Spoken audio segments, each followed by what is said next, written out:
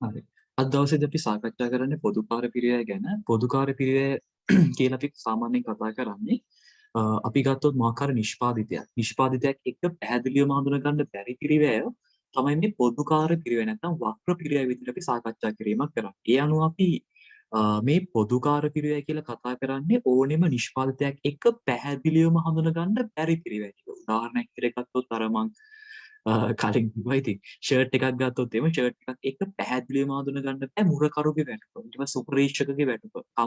කර්මාන්තශාලාවේ කුලිය. ඊට පස්සේ ගත්තොත් මේ ඇඟලුම් කර්මාන්ත ශාලාවේ මේ මැෂින් එකක් කැඩුනට පස්සේ ඒක හදලා දෙන තාක්ෂණික සේවා සපයන සේවකයාගේ වැටුප.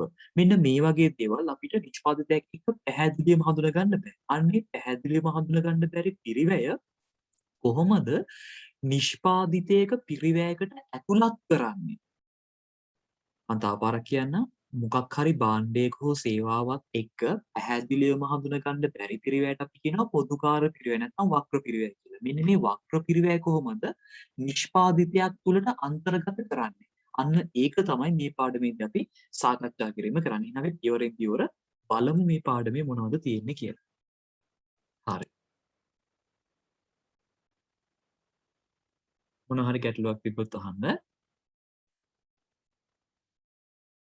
හරි. ඒ අනුව පොදුකාර්ය පිරිවැය. බලන්න නිෂ්පාදන ඒකකයක් සමග පැහැදිලිවම හඳුනාගත නොහැකි පිරිවැය පොදුකාර්ය පිරිවැය ලෙස හැඳින්වේ.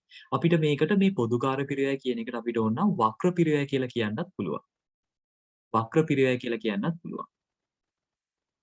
වක්‍ර පිරිවැය. ඒ කියන්නේ වක්‍ර ද්‍රව්‍ය, වක්‍ර ශ්‍රමය, වක්‍ර වෙනත් තුනේම එකතුවට තමයි මේ පොදුකාර්ය පිරිවැය කියලා අපි කියන්නේ. හරි. ඒත් එක්ක මේ වක්‍ර පිරිවැය කියන එක අපිට මූලිකවම ප්‍රධාන කොටස් දෙකකට බෙදන්න පුළුවන්. කොහොමද? එකක් තමයි දැන් මම අර ඔයගලන්ට කිව්වේ ෂර්ට් එකක් කියන උදාහරණය ගත්තොත් මේ ෂර්ට් එකක් එක්ක පැහැදිලිවම හඳුනගන්න බෑ අපිට විදුලිය. ඊට පස්සේ ජල බිල, මුරකරුගේ වැටුප, සුපරීක්ෂක වැටුප, කර්මාන්ත ශාලාවේ කුලිය මේ වගේ වියදම් අපිට ලියන්න පුළුවන්. මම ඔන්න මෙතන লীලා පෙන්නන කීපයක්. විදුලිය, සුපරීක්ෂක වැටුප, පරීක්ෂක වේතන, ජල බිල නැත්නම් අපි ගමු මුරකරු වැටුප්.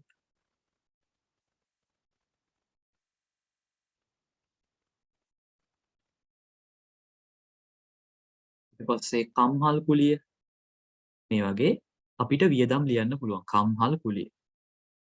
දැන් මෙන්න මේ වියදම් ගත්තොත් මේව ඔක්කොම ඇවිල්ලා පොදුකාර්ය පිරිවැය නැත්නම් වක්‍ර වියදම්. මොකද නිෂ්පාදිතයක් එක පැහැදිලිවම අපිට හඳුන ගන්න බෑ මේ පිරිවැය කොහොමද නිෂ්පාදිතයට අන්තර්ගත කරන්න කියලා. මෙන්න මේ පිරිවැය මම ලියපු උදාහරණ හතර ගත්තොත් මේ උදාහරණ හතරත් ප්‍රධාන කොටස් දෙකකට බෙදන්න පුළුවන්. එකක් තමයි නිෂ්පාදනයක් එක්ක ඒ කියන්නේ නිෂ්පාදිතයට ඇතුළත් වෙන. ඒ කියන්නේ නිෂ්පාදනය හදන්නම අන්තර්ගත වෙන නිෂ්පාදනය තුළටම අන්තර්ගත නොවන. ඒ කියන්නේ නිෂ්පාදන පොදුකාර්යයි නිෂ්පාදන නොවන පොදුකාර්යයි කියලා. දැන් අපි ගත්තොත් එහෙම කම්හල් කුලිය කියන එක නිෂ්පාදන පොදුකාර්ය කියන එකට අයිති. නිෂ්පාදනයේ භාණ්ඩය නිෂ්පාදනය කරන්න දරපු වක්‍ර වියදමක් විදියට. ඊට පස්සේ අපි ගත්තොත් සුපරීක්ෂක වේතන කියන එක නිෂ්පාදන පොදුකාර්ය පිරිවැයක් විදිහට කතා කරන්න පුළුවන්. විදුලිය කියන එක නිෂ්පාදන නොවන පොදුකාර්ය. මේ වගේ අපිට වර්ග කරන්න පුළුවන්. මේ වර්ග කිරීම ඔයාලට උගන්වන්නේ අද නෙමෙයි. මේක උගන්වන්නේ පළවෙනි කළමනාකරණයේ පිරිවැය පාඩමේදී. මේ පාඩමේ දැනුම අපිට මේකට අවශ්‍ය වෙනවා. ඒක නිසා ඒක අමතකයි ඉන්නවා නම් පොඩ්ඩක් ඒ ලෙසන් එක පොඩ්ඩක් බලන්න. හරි. මම ඒකත් එක්ක යනවා අපි ඉස්සරහා කොටස් වලට. මේ පාඩම අමාරු නෑ. ඒක නම් කියන්න ඕනේ. මේ පාඩම අමාරු නෑ. ගණන් හදන විදිය මතක තියාගන්න විතරයි තියෙන්නේ. මේ පොදුකාර්ය පිරිවැය ගත්තොත් මම අර කිව්වා වගේ ප්‍රධාන කොටස් දෙකකට බෙදන්න පුළුවන්. නිෂ්පාදන පොදුකාර්ය, නිෂ්පාදන නොවන පොදුකාර්ය කියලා. අපි බලමු තවදුරටත් මේ පොදුකාර්ය පිරිවැය අයි අපි ඉගෙන ගන්න ඕනේ වගේ දේවල්. ඔයගලන්ට මොනවද ප්‍රශ්න තියෙනවා නම් අහන්න ළමයි. හරි. මම ඔයගලන්ට පොඩි ෂෝට් නෝට් එකක් විදිහට තමයි මේක හැදුවේ. පොදුකාර්ය පිරිවැය අවශ්‍යතාවය. දැන් අපි උදාහරණයකින් ගමු. මම උදාහරණයක් විතර දාලා තිනවා. ඇඟලුම් කර්මාන්ත ශාලාවක එක් මසක් තුල කමිස 100ක් සහ කලිසම් 200ක් මසා නිම කරන ලදී. මාසයට අදාළ මුළු පොදුකාර පිරිවැය රුපියල් 45000ක් කියලා තියෙනවා. එතකොට ඔයා හිතලා බලන්න දැන් ඇඟලුම් කර්මාන්ත ශාලාවක කමිස 100ක් මහනවලු. කලිසම් 200ක් මහනවලු. මාසෙට අදාළ මුළු පොදුකාර පිරිවැය 45000යි. දැන් ඔයගොල්ලන්ට කාට හරි කෙනෙකුට කියන්න පුළුවන්ද එක කමිසයකට අදාළ එක කලිසමකට අදාළ පොදුකාර පිරිවැය කීයද කියලා? ගොඩක් වෙලාවට ඔයා මොකද කරන්නේ? කලිසම් ටිකයි කමිස ටිකයි දෙකම එකතු කරලා මුළු පොදුකාර පිරිවැය බෙදනවා. හැබැයි ඔයා හිතලා බලන්න කලිසම් හදන්න සමහරට කලිසමක් මහන්න සේවකයන්ට පැය දෙකක් යනවා ඇති. කමිසයක් මහන්න පැය එකමාරක් යනවා ඇති. ඊට පස්සේ කලිසමක් මහන්න වැඩිපුර ඒගොල්ලෝ මහන්සි වෙනවා ඇති. කමිසයක් මහන්න එච්චර මහන්සි වෙන්නේ නැතුව ඇති. එතකොට ඔයගොල්ලෝ හිතලා බලන්න සමානව බෙදන එක සාධාරණද? එහෙම බෙදන්න බෑනේ. සමානව බෙදන්න බෑනේ. අපිට ඒක සාධාරණ පදනමක් නෙමෙයි. අන්න ඒ වගේ අවස්ථාවක තමයි මෙන්න මේ පාඩමේ අවශ්‍යතාවය ඇති වෙන්නේ. ඒ කියන්නේ කොහොමද අපි කමිසයක් හදන්න ගිය හරිම පිරිවැය හොයාගන්නේ? ඒක වැදගත් ව්‍යාපාරයකට. ඇයි ඒ? ව්‍යාපාරයක හරිම නිවැරදිම නිෂ්පාදන පිරිවැය ගණනය කරන්න. නිවැරදිම ඒකක පිරිවැය නැත්නම් නිෂ්පාදන පිරිවැය ගණනය කරන්න. ඒකක විකුණුම් මිල තීරණය කරන්න. මෙන්න මේ පොදුකාර පිරිවැය ගැලපීමේ අවශ්‍යතාවය අවශ්‍ය වෙනවා අපිට. ඒක නිසා අපි මේ පාඩම ඉගෙනගන්න. අපි උදාහරණයකින් කතා කරමු මේක. මේක ලේසි ඇත්තටම පාඩම. තව නිදසුනක් දාලා තියෙනවා.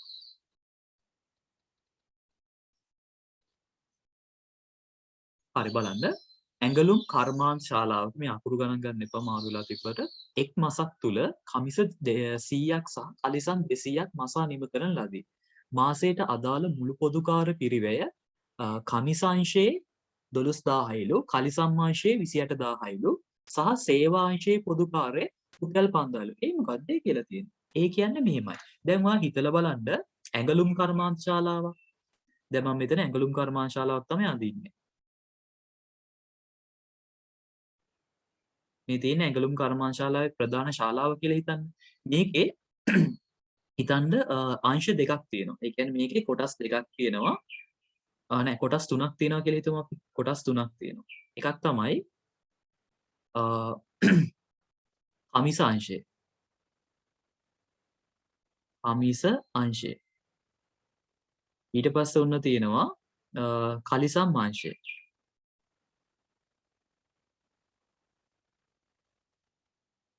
ඊට පස්සේ තියෙනවා සේවා අංශය. සේවා සපයන්නත් ඔන්න අංශයක් තියෙනවා. ඒ කියන්නේ ඔය මැෂින් එකක් හැදුනට පස්සේ ටක් ගාලා දුවගෙන ඇවිල්ලා මොකද උනේ කියලා බලලා හදලා දෙන්න.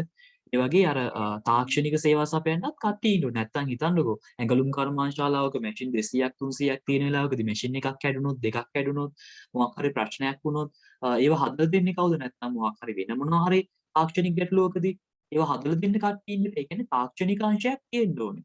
ඉතින් මේ වගේ අපි හිතමු ඇඟලුම් කර්මාන්ත ශාලාවේ අංශ තුනක් තියෙනවා. කමිසාංශය, කලිසම්මාංශය, සේවාංශය කියලා. එතකොට මාසෙකට ඉතින් කමිසාංශයට යනවලු රුපියල් 12000ක්. රුපියල් 12000ක් යනවලු සාමාන්‍යයෙන්. ඒ කියන්නේ ඒගොල්ලන්ගේ සේවකයන්ගේ වැටුප් වෙන්න පුළුවන්, ඒකට ගන්න උපකරණ වලට වෙන්න පුළුවන්. ඒ කියන්නේ අවශ්‍ය කරන වියදම් විදියට 12000ක් විතර යනවලු. කලිසම්මාංශයට ගත්තොත් එහෙම මාසෙකට යනවලු 28000ක්.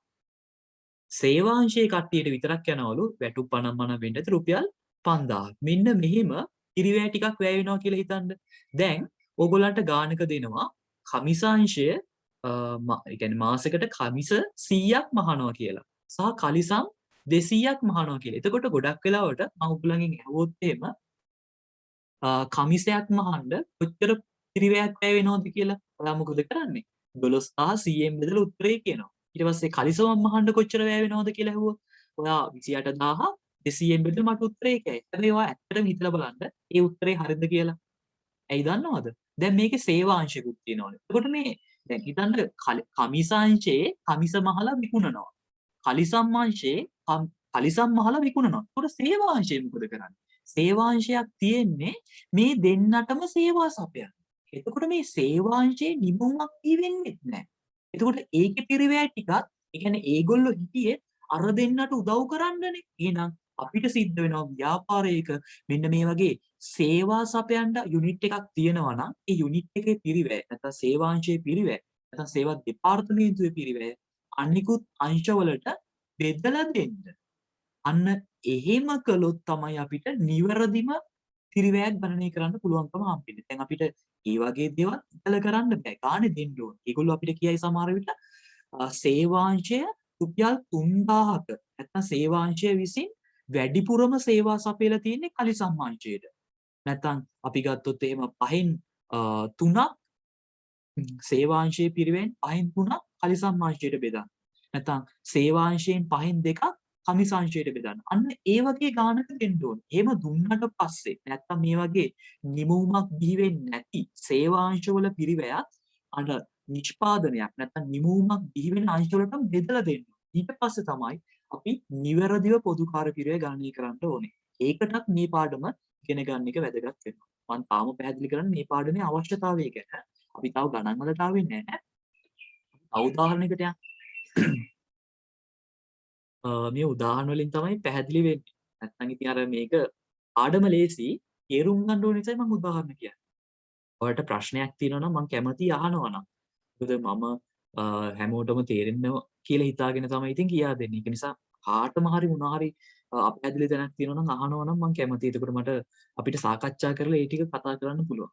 මොකද මේ කතා කරන්නේ ලේසි සහ අනිවාර්යෙන් ප්‍රශ්නයක් වෙන පාඩමක්. මම ඔයගලන්ට කියා දෙන්න නැත්නම් කතා කරන අන්තිම නිදසුන වෙන්නේ. ස්ලයිඩ් වලින් කතා කරන අන්තිම නිදසුන බලන්න. ඇඟලුම් කර්මාන්ත ශාලාවක එක් මසක් තුල කමිස 100ක් සහ කලිසම් 200ක් මසා නිම කරන ලදී. මාසයකට අදාළ මුළු පොදුකාර පිරිවැය කැපීමේ මාර වැඩක් දැන් වෙලා තියෙන්නේ. මේකේ දැන් දීලා තියෙන්නේ කැපීමේ ආංශය. ඔන්න ප්‍රශ්නේ පටන් ගන්න තැන ළමයි. මේවා තමයි A level paper එකේ එන ප්‍රශ්න. මේවා තමයි එන්නේ. ඒ කියන්නේ දැන් අපි අර ඇඟලුම් කර්මාන්ත ශාලාවම ගත්තොත් ඒකේ කලින් තිබ්බේ කලිසම් අංශයයි කමිස අංශයයි කියලා දැන් තියෙන්නේ එහෙම නෙමෙයි. දැන් තියෙන්නේ කොහමද? කැපීමේ අංශය. කැපීමේ අංශය කියලා උන සෙක්ෂන් එකක් තියෙනවා. නැත්නම් ඩිපාර්ට්මන්ට් එකක් තියෙනවා. ඒකේ කරන්නේ කෙලින්ම රෙදි ටික කපන එක විතරයි. මේ ෂර්ට් වලටත් ඇඳුම් කපනවා. කලිසම් වලටත් ඇඳුම් කපනවා. ඒක තමයි ඒ අංශයෙන් කරන්නේ. අපි කිව්වොත් එහෙම සුදු රෙදි 50කට බ්ලොක් ටික කපලා දෙන්න මීඩියම් සයිස් එකකින් කියලා ඒගොල්ලෝ කපලා දෙනවා. ඒ වගේ. ඊට පස්සේ තව අංශයක් තියෙනවලු මැසීමේ අංශය කියලා. මැසීමේ අංශය. එතකොට ඕගොල්ලෝ හිතලා බලන්න දැන් ඔන්න මාසිකට කලිසම් 100 කමිස 100ක් මහනවා කලිසම් 200ක් මහනවා. මේ කැපීමේ අංශයේ කමිසත් කපනවා කලිසමුත් කපනවා. රෙදි කපනවා ඒවට. කලිසම්. කියන්න චුට්ටක් අමාරුයි ළමයි. කලිසම්. මැසීමේ අංශය ගත්තොත් ඒගොල්ලෝ කමිසත් මහනවා කලිසමුත් මහනවා. දැන් ඔයා හොඳට කල්පනා කරලා බලන්න ඔයාගෙන් ඇහුවොත් දැන් ඔයාට ගානේ දීලා තියෙනවා ඔයාට බලන්න පුළුවන් කැපීමේ අංශයේ පිරිවැය 12500ක් කියලා. කැපීමේ අංශයේ පිරිවැය රුපියල් 12500ක් කියලා දීලා තියෙනවා. ඒ කියන්නේ මේ කැපීමේ අංශයට යනවලු 12500. මැසීමේ අංශයට යනවලු පිරිවැය විදියට 27500යි. දැන් ඔයා හිතලා බලන්නකෝ මේ මැසීමේ අංශයේ කැපීමේ අංශයේ මේ જાති දෙකම කැපීම සහ මැසීම කරන. එතකොට අපි කොහොමද මේකේ කමිසයක් කපන්න කීයක් යනවද? කීයක පිරිවැයක් යනවද? කලිසමක් කපන්න කීයක පිරිවැයක් යනවද? කමිසයක් මහන්න කීයක වියදමක් යනවද? කලිසමක් මහන්න කීයක වියදමක් යනවද කියලා හොයාගන්න. ඔයාලා පාඩමේ ඉන්න මම මේක ලොක් කරලා දානවා. මොකද මීටින් එක. මොකද මේක තේරුම් ගන්න ඕන එකයි මම පැහැදිලි කරන්නේ. නැත්නම් කෙලින්ම ස්ලයිඩ් හදන්න ඕනේ නැහැ නේ. කෙලින්ම පාඩමට යනවා. හරි. එතකොට අපි ගත්තොත් එහෙම අපිට කැපීමේ අංශයට 12500ක් යනවලු මැසීමේ අංශයට 27500ක් යනවලු. මේ වගේ අවස්ථාවකදී අපි කොහොමද කමිසයක් කපන්න කීයක් ගියාද? කලිසමක් කපන්න කීයක් ගියාද? කමිසයක් මහන්න කීයක් යනවද? කලිසමක් මහන්න කීයක් යනවද කියලා හොයන්නේ. අන්න ඒකටත් මේ පාඩම ඉගෙන ගන්න එක අවශ්‍ය වෙනවා. එතකොට ඔයා හිතලා බලන්න මෙහෙම දුන්නොත් අපිට ඇත්තටම හොයන්න බෑනේ. ඉතින් අපි ගාන තවදුරටත් හොඳින් කියවලා බලමු තව පාරක්. සේවාංශයේ රුපියල් 5000යිලු පිරිවැය. ඒ කියන්නේ තව සේවා කියලා අංශිකුත් තියෙනවලු. හොඳයිනේ. කැපීමේ අංශයේ ශ්‍රම පිරිවැය මතද කැපීමේ අංශයේ ශ්‍රම පිරිවැය මතද මැසීමේ අංශයේ යන්ත්‍රපෑ මතද පොදුකාර්ය පිරිවැය විභජනය කරයි. විභජනය කරයි කියන්නේ බෙදලා දෙනවලු. ඒ කියන්නේ මේ කැපීමේ අංශය කියන කට්ටිය වැඩිපුර ශ්‍රමයේ වෙන්න යොදා ගන්න. ඒක නිසා ඒගොල්ලන්ගේ පිරිවැය මෙන්න මේ ශ්‍රම පෑ ගන්නට බෙදලා දෙනවලු. ගානක ඒ වගේ තොරතුරු ගොඩාක් දෙනවා. තව ටිකකින් දැක ගන්න පුළුවන්. ඊට පස්සේ මැසීමේ අංශයේ යන්ත්‍රපෑ. පුරම මේගොල්ලන්ගේ යන්ත්‍රපෑ ගානක් තමයි ඇත්තේ. මතකද ඔයගොල්ලෝ ආර්ථික විද්‍යාවේ දර ශ්‍රම සූක්ෂම ප්‍රාග්ධන සූක්ෂම වගේ ඉගෙන ගන්න. ඒ වගේම තමයි. මැසීමේ අංශයේ වැඩිපුර තියෙන්නේ යන්ත්‍රපෑ. ඒව ගණන් වල දෙනවා.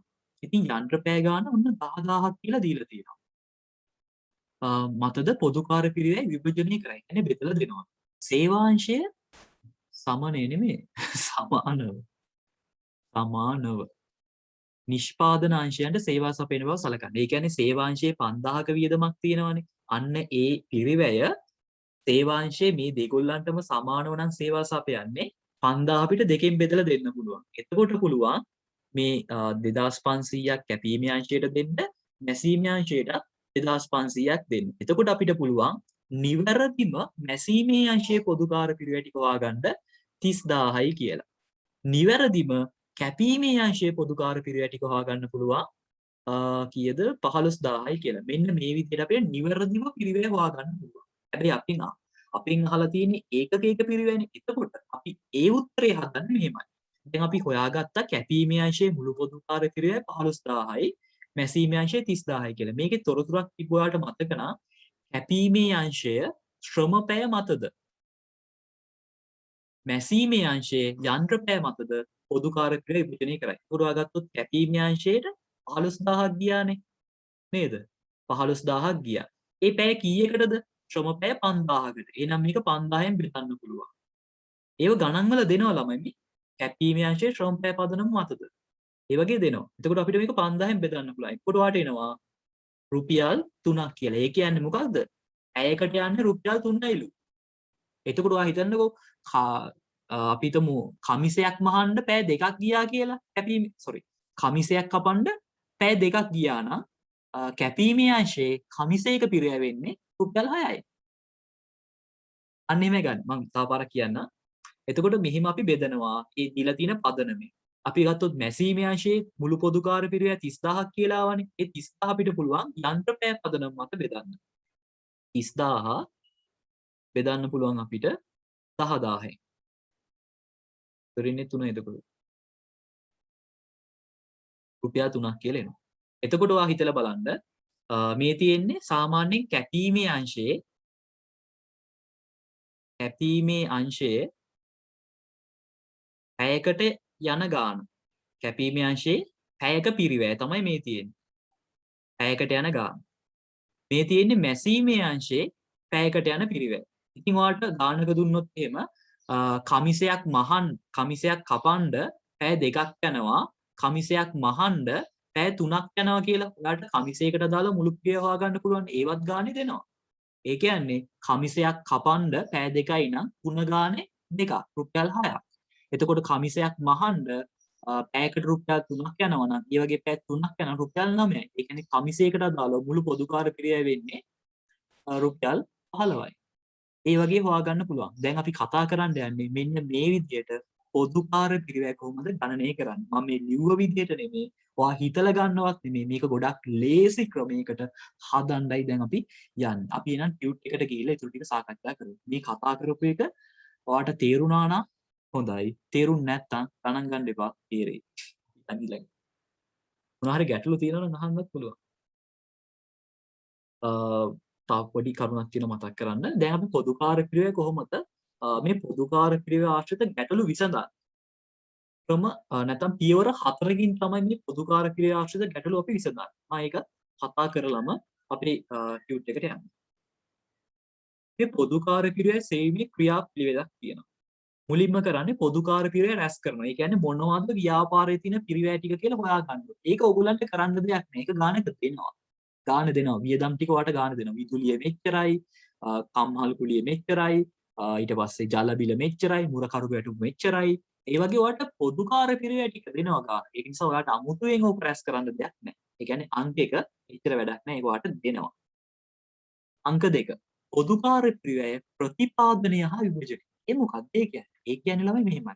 දැන් හිතන්න අර ඇඟලුම් කර්මාශාලාවේ මැසීමේ අංශයයි කැපීමේ අංශයයි කියලා දෙකක් තිබ්බනම් දැන් අපිට යම්කිසි වියදමක් දැන් අපිට දෙනවා දානක මැසීමේ අංශයේ සේවකයන්ගේ වැටුප රුපියල් 10000යි.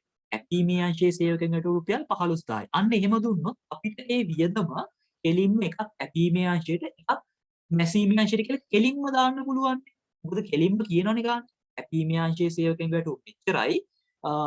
මැසීමේ අංශයේ සේවකයන්ගේ වැටුප මෙච්චරයි කියලා කෙලින්ම දුන්නොත් අපිට ඒ අංශවලටම දාන්න පුළුවන්. අන්න ඒවට අපි කියනවා ප්‍රතිපාදනය කරනවා කියලා. ඒ කියන්නේ යම්කිසි පොදුකාර්ය පිරිවැයක් අදාළ අංශයටම අනියුක්ත කරනවට අපි කියනවා. ඒ කියන්නේ අදාළ අංශයටම එනවට අපි කියනවා ප්‍රතිපාදනය කරනවා කියලා. විභාජනය නැත්තම් විභජනය කියලා කියන්නේ අපිට දෙනවා දැන් විදුලිය කියලා දෙනවා රුපියල් 5000යි. විදුලිය 5000යි කියලා දුන්නොත් මාර වැඩේ. විදුලිය කැපීමේ අංශයට කීයක් ඇයිද මැසීමේ අංශයට කීයද? මාර ප්‍රශ්නයක් නේ. දැන් හිතන්න එක ලොකු හෝල් එකක මේ කැපීමේ අංශය මැසීමේ අංශය කෑලි දෙක තියෙනවා නම් අපේ ඒ කර්මා හෝල් එකටම තමයි එක විදුලි මීටරයක් තියෙනවා ඒකට බිලක් එනවා රුපියල් 5000 කියලා. දැන් මේ 5000 කොහොමද කැපීමේ අංශයට මෙච්චරයි මැසීමේ අංශයට මෙච්චරයි කියලා දෙන්නේ? එකපාරටම දෙන්න බෑනේ. ඒක නිසා අපි පොත පදනමක් දාගෙන බෙදලා දෙන්න ඕනේ. අන්න ඒකට කියනවා විභාජනය කරනවා කියලා. බෙදලා දෙනවට අපි කියන්නේ විභාජනය කරනවා කියලා. ඒවත් පදනම් දෙනවා ගණන් කරලා. මම දැන් ඔයගොල්ලන්ට ඒක කියනවා. ඊට මේ ඔක්කොම කරනවා වාට. අංක 3. ඊට පස්සේ කරන්නේ අර සේවා යුනිට් එකක් තිබ්බොත් එහෙම ඒකේ පිරිවැයක් නිෂ්පාදනාංශ වලටම දෙන එකයි. මාර ලේසි මේ පාඩම. මේ පියවර 4න් කරන්න තියෙන්නේ. මුලින්ම පිරිවැය රැස් කරනවා. ඒක ඔයගොල්ලන්ට ගන්න දෙනවා. දෙවෙනි එක කෙලින්ම ඒ අංශවලට දාන්න පුළුවන් පිරිවැයක් තියෙනවා නම් ඒකටම දාන්න. ප්‍රතිපාදනය කියලා කියනවා. ඊට පස්සේ කෙලින්ම දාන්න බැරි එකක් තියෙනවා නම් පදනමක් හොයාගෙන බෙදලා දෙනවා. බලමු මේක ඕගලන්ටද තේරෙයි එක ගානක් කරා. ඊට පස්සේ සේවා අංශවල පොදුකාර්ය පිරිවැය ආයෙ බෙදලා දෙනවා. සුදුසු පදනමකට. පොදුකාර්ය පිරිවැය අන්තර්ග්‍රහණය කරනවා. ඒ කියන්නේ අර ඇයකට යන ගාන වගේ. ඒකකයකට ඇතුළත් කරන්න ඕනේ ගාන හොයා ගන්නවා. අන්තර්ග්‍රහණය කරනවා කියලා කියන්නේ නිෂ්පාදන ඒකකයකට අනියුක්ත කරන්න ඕනේ ප්‍රමාණය හොයා ගන්න. අර මං කිව්වේ පැයකට රුපියල් 3ක් යනවා කියලා අන්න ඒ වගේ අන්තර්ග්‍රහණය කරන්න ඕනේ. බලමු. මේක මං කියා දෙන්නම් සමීකරණකින් කොහොමද හදන්නේ කියලා. අපි මේ ටික ටියුට් එකත් එක්ක සාකච්ඡා කරලා ඉමු. අමාරු නෑ මොනවා හරි ගැටලුවක් තිබ්බොත් අහන්න. හරි.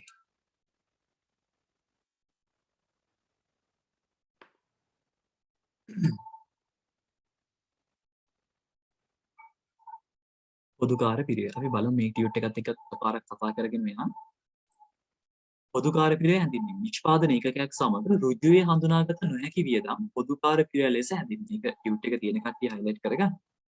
එනම් පිරිවැය මූලිකාංගවල වක්‍ර ද්‍රව්‍ය, වක්‍ර ශ්‍රමය හා වක්‍ර වියදම් වල එකතුව පොදුකාර්ය පිරිවැය වේ. වක්‍ර ද්‍රව්‍ය, වක්‍ර ශ්‍රමය, වක්‍ර අනිකුත් කියන්නේ මොකක්ද කියලායි තියෙන්නේ. මම ඕක කතා කරන්න යන්නේ. ඕක අපි කලින් කතා කරා. ඒ වැඩක් නෑ මේ නිර්වචනය දැනගත්තා නම් ඇති. පාඩම් කරන ළමයි විදිහට ඒක මතක ඇති නේද? පොදුකාර්ය පිරිවැය වර්ග කිරීම. මෙතනදී අර මම කිව්ව වර්ග කිරීම දාලා නෑ. ඒක නිසා ඔයාලට පුළුවන් නම් මේ මම කිව්ව වර්ග කිරීමත් මෙතනදී ලියා ගන්න. ටියුට් එක තියෙන කාට. නැති කට්ටියත් ඉතින් කොහේ හරි කොලේ ගහලා ලියා ගන්න. පොදුකාර්ය පිරිවැය. පොදුකාර්ය පිරිවැය නැත්නම් වක්‍ර පිරිවැය.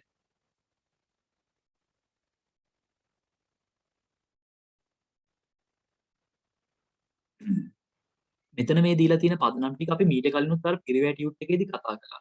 හැබැයි අපිට මේ පාඩමේදී වැදගත්ම වෙන්නේ මේ පොදුකාර්ය පිරිවැය නිෂ්පාදන පොදුකාර්යයි නිෂ්පාදන නොවන පොදුකාර්ය කියලායි වර්ග කරන්න පුළුවන් කියන එක. නිෂ්පාදන පොදුකාර්ය නිෂ්පාදන නොවන පොදුකාර්ය. මේක පොඩ්ඩක් මේ උතන ලියා ගන්න.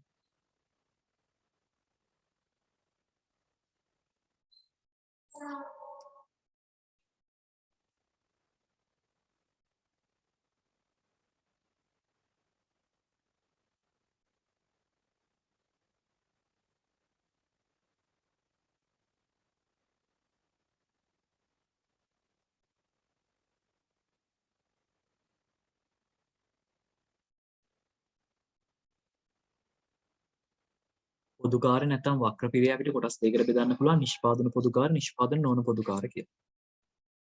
නිෂ්පාදන නොවන පොදුකාරය එතන නොවන වෙන්න ඕන. නොවන පොදුකාර.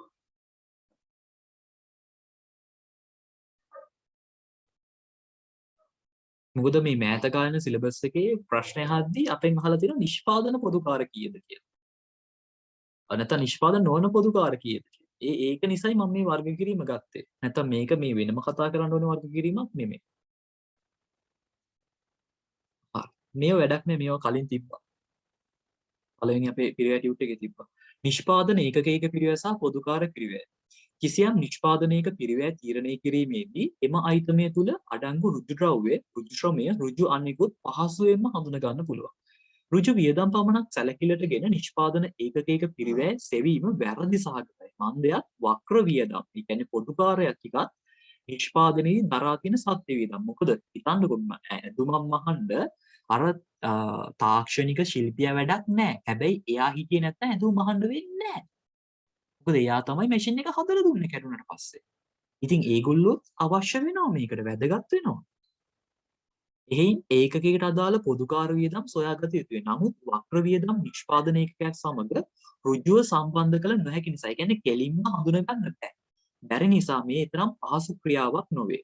ඒකකයකට අදාළ පොදුකාර පිරිවැසීමේ ක්‍රියාපිළිවෙත. ඒක තමයි මේ දැන් ටිකට කලින් කතා කරේ. නිෂ්පාදන ඒකකයට අදාළ පොදුකාර පිරිවැසීමේදී පහත ක්‍රියාපිළිවෙත් අනුගමනය කරනු ලැබේ. සමහර කට්ටිය මේක මේ පියවර හතර වෙනස් කරලා කියන එක ගණන් ගන්න එපා. කොහොම වුණත් කරන්නේ මේ හතර තමයි. පොදුකාර පිරිවැය රැස් කරනවා. ප්‍රතිපාදනය හා විභජනය කරනවා. ප්‍රතිපාදනය හා විභජන කියනයි මේක highlight කරගන්න.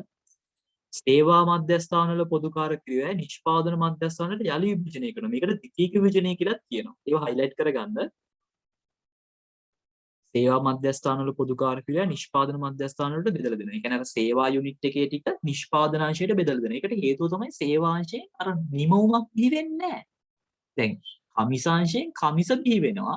කලිසම් අංශයෙන් කලිසම් බිහි වෙනවා. ඒ කියන්නේ ඉවේ පිරිවැයක් දරුවට කමක් නෙවෙයි ලාභයක් උත්පාදනය වෙනවා. හැබැයි සේවාංශය ගත්තොත් පිරිවැයක් විතරනේ ලාභයක් උත්පාදනය වෙන්නේ නැහැ. ඒක නිසා සේවාංශයේ පිරිවැය ටිකත් අර ඒ සේවාංශයේ තියාගත්තේ කලිසම් මහණ්ඩයි කමිස මහණ්ඩයි. ඒක නිසා ඒගොල්ලන්ට බෙදලා දෙන්න ඕනේ. ඒක තමයි මෙතන කියන්නේ. සේවා මධ්‍යස්ථානවල පොද්ගාර පිරිවැය නිෂ්පාදන මධ්‍යස්ථානවලට යලි විභජනය කිරීම.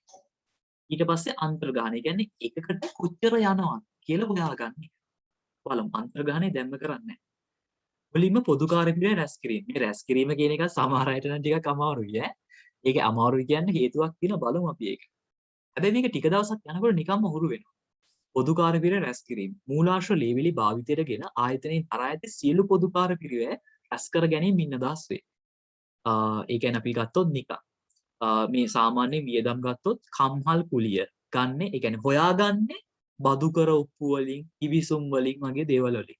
ඒව නිකම් බලා ගන්න මේව අනිවාර්යෙන් එනවා කියලා නැහැ. කම්හල් වරිපණම් දැනගන්නේ පළාත් පාලන ආයතන වල වරිපණම් තක්සේරුවේ මොකද මේවා අපිට වාගෙට එනවා කියලා කෙලින්ම කියන්න බැරි. වියදම් ගත්තොත් ගොඩාක් තියෙනවා. ඒ හැම එකෙම මූලාශ්‍රයෙන් අපිට මතක තියාගන්න බෑනේ. ඒක නිසා දල වශයෙන් නිකන් මේක කොහෙන්ද ගන්න? විදුලි බිල කොහෙන්ද ගන්න? ඒ වගේ නිකන් දල අදහසක් තියාගන්න ඕනේ. ඉන්ධන සැපයුම්කරුවන්ගේ ඉන්වොයිස් නැත්නම් මුදල් ගෙවූ ගෙවීම් වවුචර් ඒ වගේ දේවල් ගන්න පුළුවන්. විදුලිය මනු කීමේ පත්‍රය, ඒ කියන්නේ විදුලි බිල්පත, ඒ වගේ දේවල්. වක්‍ර ශ්‍රමයේ වැටුප් ලේඛන, වක්‍ර අමුද්‍රව්‍ය, ද්‍රව්‍ය අධ්‍යාචනාපත් නැත්නම් ඉන්වොයිස් ඒ වගේ දේවල් ගන්න පුළුවන්. කම්හල් ලිපිකරුගේ වැටුප් ලේඛන, ෂේවීම් ස්ථාරවත්කම් ලේඛනයකින් ඒ වගේ ගන්න පුළුවන්. මේවා පාඩම් කරන්න යන්න එපා. නිකන් බලන්න. නිවැරදිව සෑම පොදුකාර අයිතමයකටම අදාළ මූලාශ්‍ර ලේවිලි පිරිවැය දෙපාර්තමේන්තුවට ලබා ගැනීමට හා වග බලා ගැනීම නිවැරදිව නිෂ්පාදන ඒකකයක පිරිවැසීමට ඉතාමත් වැදගත් වේ. අංක 2 අපිට දීලා තියෙනවා බලන්න පොදුකාර පිරිවැය ප්‍රතිපාදනය හා විභජනය. බලන්න පොදුකාර මේක අනිවාර්යෙන් බලා ගන්න මේ නිර්වචන 6යි. පොදුකාර වියදම් රැස් කරගත් පසු එම පොදුකාර පිරිවැය අයිතම නිෂ්පාදන හා සේවා මධ්‍යස්ථානවලට අනියුක්ත කිරීම ප්‍රතිපාදනය හා විභජන ලෙස ඇඳීම. ඒ කියන්නේ අර කර්මාන්ත ශාලාවක තියෙන නිෂ්පාදනාංශ වලටයි සේවාංශ වලටයි බෙදලා දෙනවට තමයි මේ කියන්නේ ප්‍රතිපාදනය හා විභජනය කියලා. ඒකෙදි අර පැහැදිලිව මේ යුනිට් එකට මේ නිෂ්පාදනාංශයට තමයි මේ පිරිවැය කියලා අපිට කෙලින්ම අඳුන ගන්න පුළුවන් නම් ඒ අංශයටම දෙනවට කියන ප්‍රතිපාදනය කියලා. ප්‍රතිපාදනය කියලා. කෙලින්ම හඳුන ගන්න බැරි නම් අන්න ඒවා පදනමක් හොයාගෙන බෙදලා දෙනවට කියන්නේ විභජනය කියලා. අපි බලමු මේක. මේක බලමු අපි. ප්‍රතිපාදනය. යම්කිසි පොදුකාර පිරිවැයක් යම් මධ්‍යස්ථානයක් සමග, ඒ කියන්නේ අංශයක් සමග පැහැදිලිව වෙන්කර හඳුනාගත හැකි නම් එම පොදුකාර පිරිවැය එම මධ්‍යස්ථානයටම අනුයුක්ත කිරීම ඉන්නදස් වේ. අන්න ඒක highlight කරගන්න. මේක අනිවාර්යෙන් පාඩම් කරගන්න ඕනේ. ඒ කියන්නේ පිරිවැය මධ්‍යස්ථානය කිය කෙලින්ම හඳුනා ගන්න පුළුවන් පිරිවැයක් වෙනවා නම් ඒ පිරිවැය මධ්‍යස්ථානයටම දෙන්න ඕනේ. ඒකට අපි කියනවා පොදුකාර පිරිවැය ප්‍රතිපාදනය කරනවා. උදාහරණයකුත් දින බලන්න.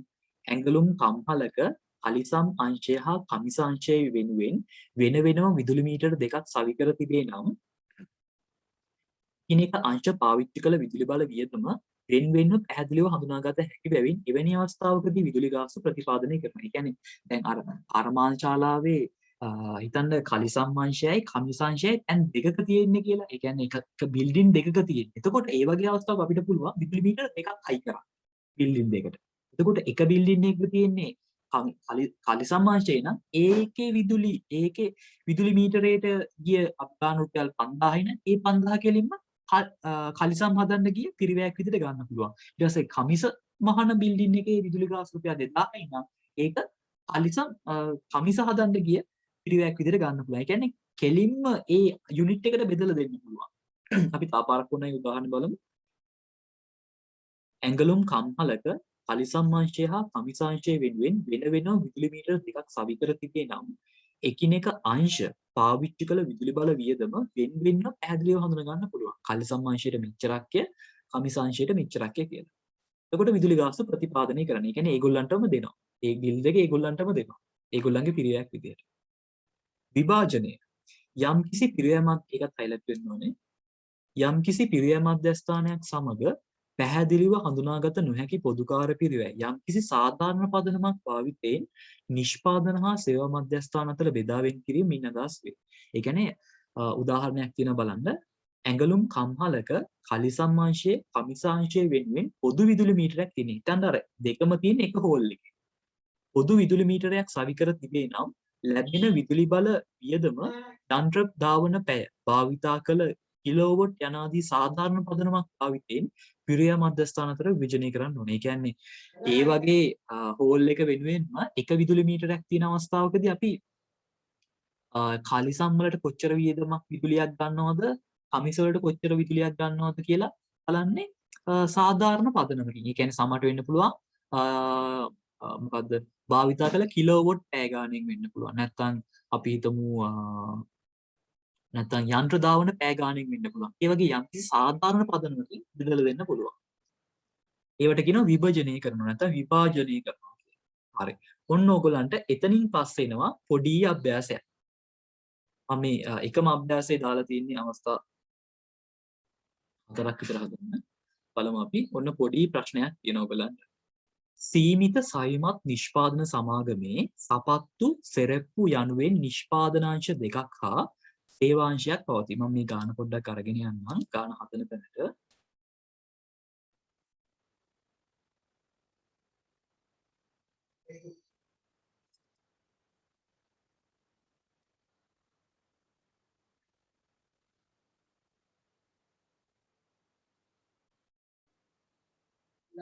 සීමිත සවිමත් සමාගමේ සීමිත සවිමත් නිෂ්පාදන සමාගමේ සපත්තු සෙරෙප්පු යනුවෙන් නිෂ්පාදනාංශ දෙකක් තියෙනවා. බලන්න ගානකෝයි කතාව දෙනවා ඔයගොල්ලන්ට.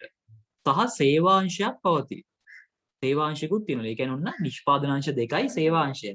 හැබැයි ඔයගොල්ලෝ මතක තියාගන්න හැමතිස්සෙම නිෂ්පාදනාංශයයි සේවාංශයයි නිෂ්පාදනාංශ දෙකයි සේවාංශයයි කියලා නැහැ. ඕක වෙන්න පුළුවන් නිෂ්පාදනාංශ 3කුයි සේවාංශ 2කුයි. නැත්නම් නිෂ්පාදනාංශ දෙකයි සේවාංශ දෙකයි. එම් වෙන්නත් පුළුවන්. ඒක නිසා ගාන්නේ හැමතිස්සෙම ඔයා බලන්න නිෂ්පාදනාංශ කීයක් තියෙනවද සේවාංශ කීයක් තියෙනවද කියලා. 2019 අප්‍රේල් මාසයට අදාළ අයවැයගත සාමාන්‍ය මේ જાතියේ ගාණක් හදන්න අපිට දෙන්නේ අයවැයගත තොරතුරු. මේවා යටින් අවශ්‍ය නම් ඉරියඳ ගන්න අයවැයගත. මේ අයවැයගත කියන වචනෙට දෙන සමාන වචනයක් තමයි ඇස්තමේන්තුගත. ඇස්තමේන්තුගත. ඇයි දැන් ඔයගොල්ලෝ දන්නවා මේ තියෙන්නේ කලමනාකරන ගිණුම්කරණය. කලමනාකරන ගිණුම්කරණයේදී ගණන් හදන්නේ අතීතයටද? නෑ අනාගතයට. එතකොට අපි පාවිච්චි කරන්නේ ඇස්තමේන්තුගත තොරතුරු නැත්නම් අයවැගත තොරතුරු. විදුලි ගාස්තු මෙච්චරක් යන්න පුළුවන්. යන්ත්‍රශය මෙච්චරක් යන්න පුළුවන්. සේවකාහාර වලට මෙච්චරක් යන්න පුළුවන්. අන්න ඒ වගේ ඇස්තමේන්තුගත තොරතුරු තමයි පාවිච්චි කරන්නේ. මොකද මේක හදන්නේ අනාගතයට. දැන් හිතන්නකෝ අපි කලිසම් මහනවා නැත්නම් කමිස මහනවා කියලා. දැන් අපි කලිසම් කමිස ටික මහලා ඉවරුනාට පස්සේද කමිසේක මිල තීරණය කරන්නේ. කලිසමක මිල තීරණය කරන ඇඳුම් ටික මහලා ඉවරුනාට පස්සේද අපි ඊට කලින් කොහොමද තීරණය කරන්නේ මේක කීයකට විකුණ ගන්න පුළුවන් වෙයිද මේකේ ලාභය කීයක් ලකුණු කරනවද ඒක නිසා කලමනාකරණයට සිද්ධ වෙනවා අනාගතයට ගිණුම් හදලා බලන්න මේ කලිසමක් මහන්න කීයක් විතර යයිද කලිසමක් මහන්න කීයක් විතර යයිද එහෙම හොයන්න වෙනවා ඒකට තමයි මේ ගණන් හදන්නේ ඒකේ පොදුකාර පිරිවැය ටික හොයාගන්න තමයි මේ ගණන් හදන්නේ ඍජු පිරිවැය නම් එච්චර ප්‍රශ්නයක් නෑනේ රෙදිමීටරයක් රුපියල් 50යි නැත්නම් රෙදිමීටර දෙකක් රුපියල් 200යි. ඒ වගේ අපිට ඍජු පිරිවැය ටික කෙලින්ම අඳුන ගන්න පුළුවන්. මේ පොදුකාර පිරිවැය තමයි එහෙම හොයාගන්න බැරි. ඒක නිසායි මේ පාඩම ඉගෙන ගන්න අපි. හරි. ඒ අනුව ඔන්න දීලා තියෙනවා ඇස්තමේන්තුගත තොරතුරු කීපයක්. කුලි ගාස්තු 1,20,000යි, යන්ත්‍රය 80,000යි, සේවක ආහාර 20,000යි. දැන් ඔයගොල්ලෝ හොඳට බලන්න මේ තොරතුරු තුනක් පේන්නම තියෙනවා විදුලි ගාස්තු යන්ත්‍රශය සේවක ආහාර කියලා ඊට පස්සේ වක්‍ර ශ්‍රමය දීලා තියෙනවා සපත්තු අංශය සෙරෙප්පු අංශය සේවාංශය කියලා. දැන් ඔයගොල්ලෝ හොඳට මේ ගාන බැලුවා නම් ඔයාලට තේරෙන්න ඕනේ මේකේ අංශ දෙකක් තිබ්බා නිෂ්පාදන අංශ සපත්තුයි සෙරෙප්පුයි කියලා. සේවාංශිකුත් තිබ්බා. එතකොට මේකේ විදුලි ගාස්තු දීලා තියනවද සෙරෙප්පු අංශයට මෙච්චරයි සපත්තු අංශයට මෙච්චරයි සේවාංශයට මෙච්චරයි කියලා දීලා නැහැ. එහෙනම් ඔයාට සිද්ධ වෙනවා ඒවා ඒ අංශ වලට බෙදලා දෙන්න. ඒ කියන්නේ විභජනය කරන්න වෙනවා. යන්ත්‍රශය බලන්න. යන්ත්‍රශයත් සපත්තු වලට මෙච්චරයි, සෙරෙප්පු වලට මෙච්චරයි, සේවාංශයට මෙච්චරයි කියලා දීලා නැහැ. එහෙනම් ඒවා බෙදලා දෙන්න වෙනවා. විභජනය කරන්න වෙනවා. සේවක ආහාර බලන්න. ඒකෙත් දීලා නැහනේ. එහෙනම් ඒකත් විභජනය කරන්න වෙනවා. ඊට පස්සේ බලන්න වක්‍ර ශ්‍රමය. ඒක නම් බෙදලා දීලා තියෙනවානේ. සපත්තු අංශයට 22000ක් යනවලු. සෙරෙප්පු අංශයට 12000ක් යනවලු. සේවාංශයට 6000ක් යනවලු. අන්න ඒක බෙදලා දීලා තියෙනවා. එහෙනම් ඒ මොකක්ද? ප්‍රතිපාදනයක්. කෙලින්ම බෙදලා දීලානේ. ඒවට අපි කියනවා ප්‍රතිපාදන. කෙලින්ම දීලා තියෙන දේවල්. කෙලින්ම සපත්තු අංශයට මෙච්චරක් ගියා.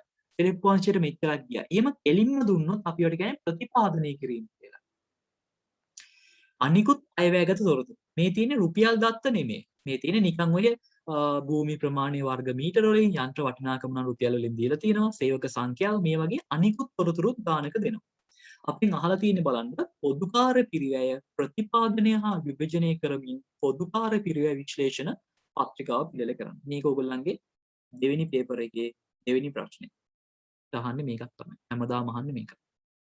ඉතින් ඔයගොල්ලන්ට පුළුවන් මම මේ හදන විදියට හොඳට බලාගෙන ඉඳලා මේකක් හදන්න. දැන් මේ පොදුකාර විභජන විශ්ලේෂණ පත්‍රිකාවක තීරු ටික යන්නේ මෙහෙමයි. මම දලාකෘතිය පොඩ්ඩක් මෙතන ලියලා පෙන්නන්නම්.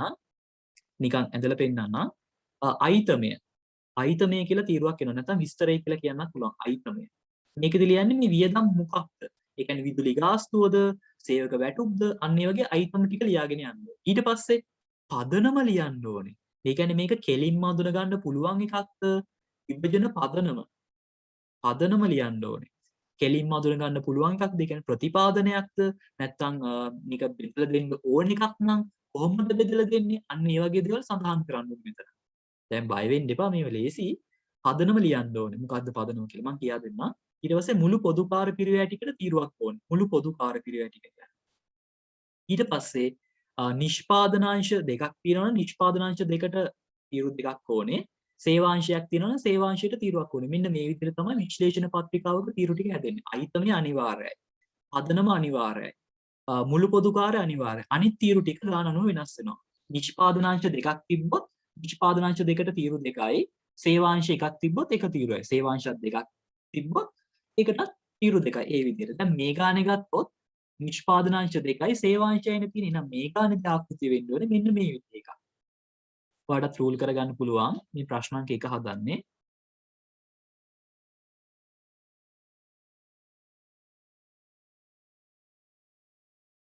මුලින්ම අයිතමය. ඊට පස්සේ පදනම. පදනම කියන එක ටිකක් ලොකුවට තිබ්බනම් හොඳයි අපිට. පදනම. ඊට පස්සේ මුළු පොදු කාර්ය. ඊට පස්සේ නිෂ්පාදනාංශ 2යි සේවාංශයයි.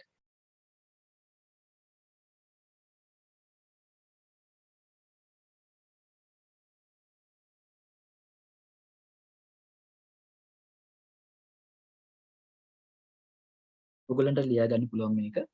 ලොකුවට ඕනේ මෙන්න මේ දෙවෙනි තීරුව.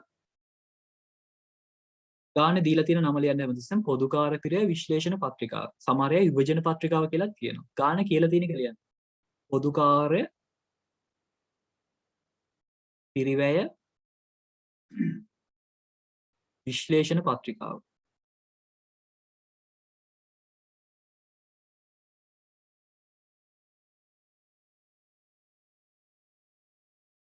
රුපියල් අයිතමය මේකට විස්තරය කියලා ලිව්වත් කමක් නැහැ. විභජන පදනම නැත්නම් පදනම කියලා ලිව්වත් කමක් නැහැ. විභජන පදනම.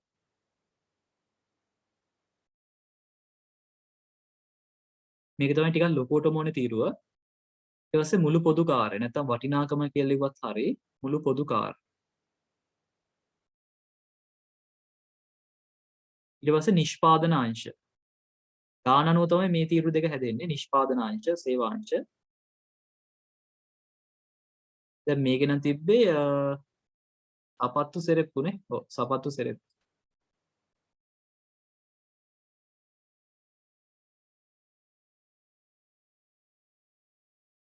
මේක තමයි ඔයගලන්ට හදන්න තියෙන පේපරේ. ඊට පස්සේ සේවාංශය.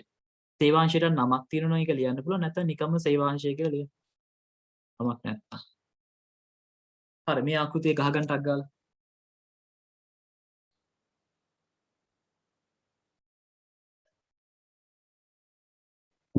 ඔයගොල්ලෝ කවුරුත් ප්‍රශ්න අහන්නේ නැහැ නේද?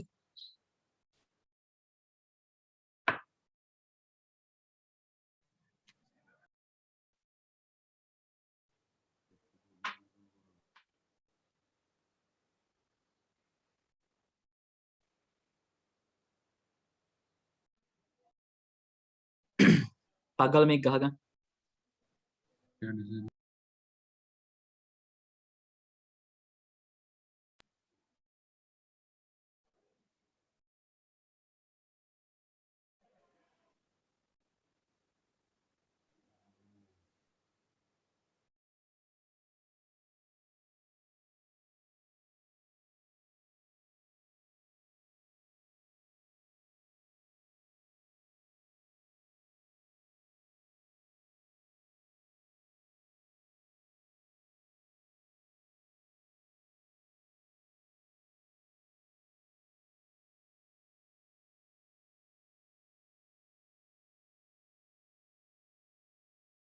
හරි ලියාගෙන ඉවර නම් මට හරි කියලා කියනවද කොහොමද කෙනෙක්?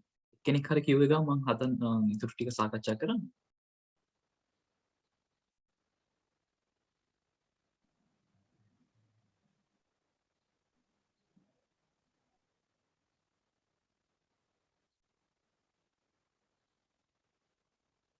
අයිතමය විභජන පදනම මුළු පොදු කාර්යය. මේකට පදනම කියලා කිව්වත් කමක් නැහැ. මොකද මේවා ඉන්නේ කලමනාකරන ගිණුම් කරන. කලමනාකරන ගිණුම් කරනේදී ආකෘතිය පොඩ්ඩක් එහෙම වුණා කියලා කිසිම ප්‍රශ්නයක් නැහැ. මොකද ඒක උගන්නන කෙනා අනුව වෙනස් වෙන්නත් පුළුවන්.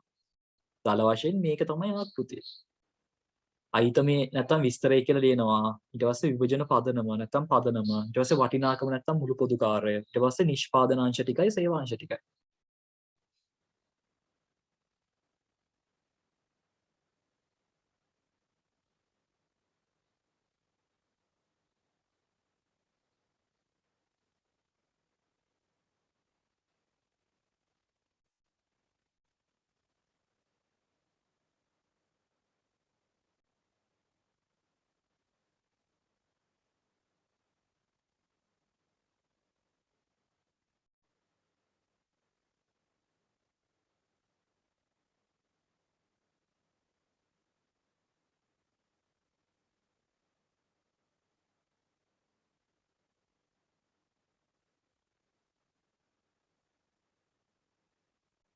නේද?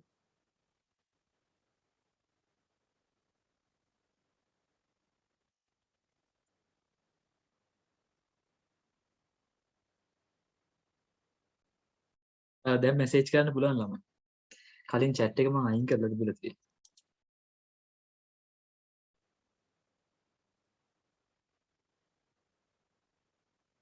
හරිනේ.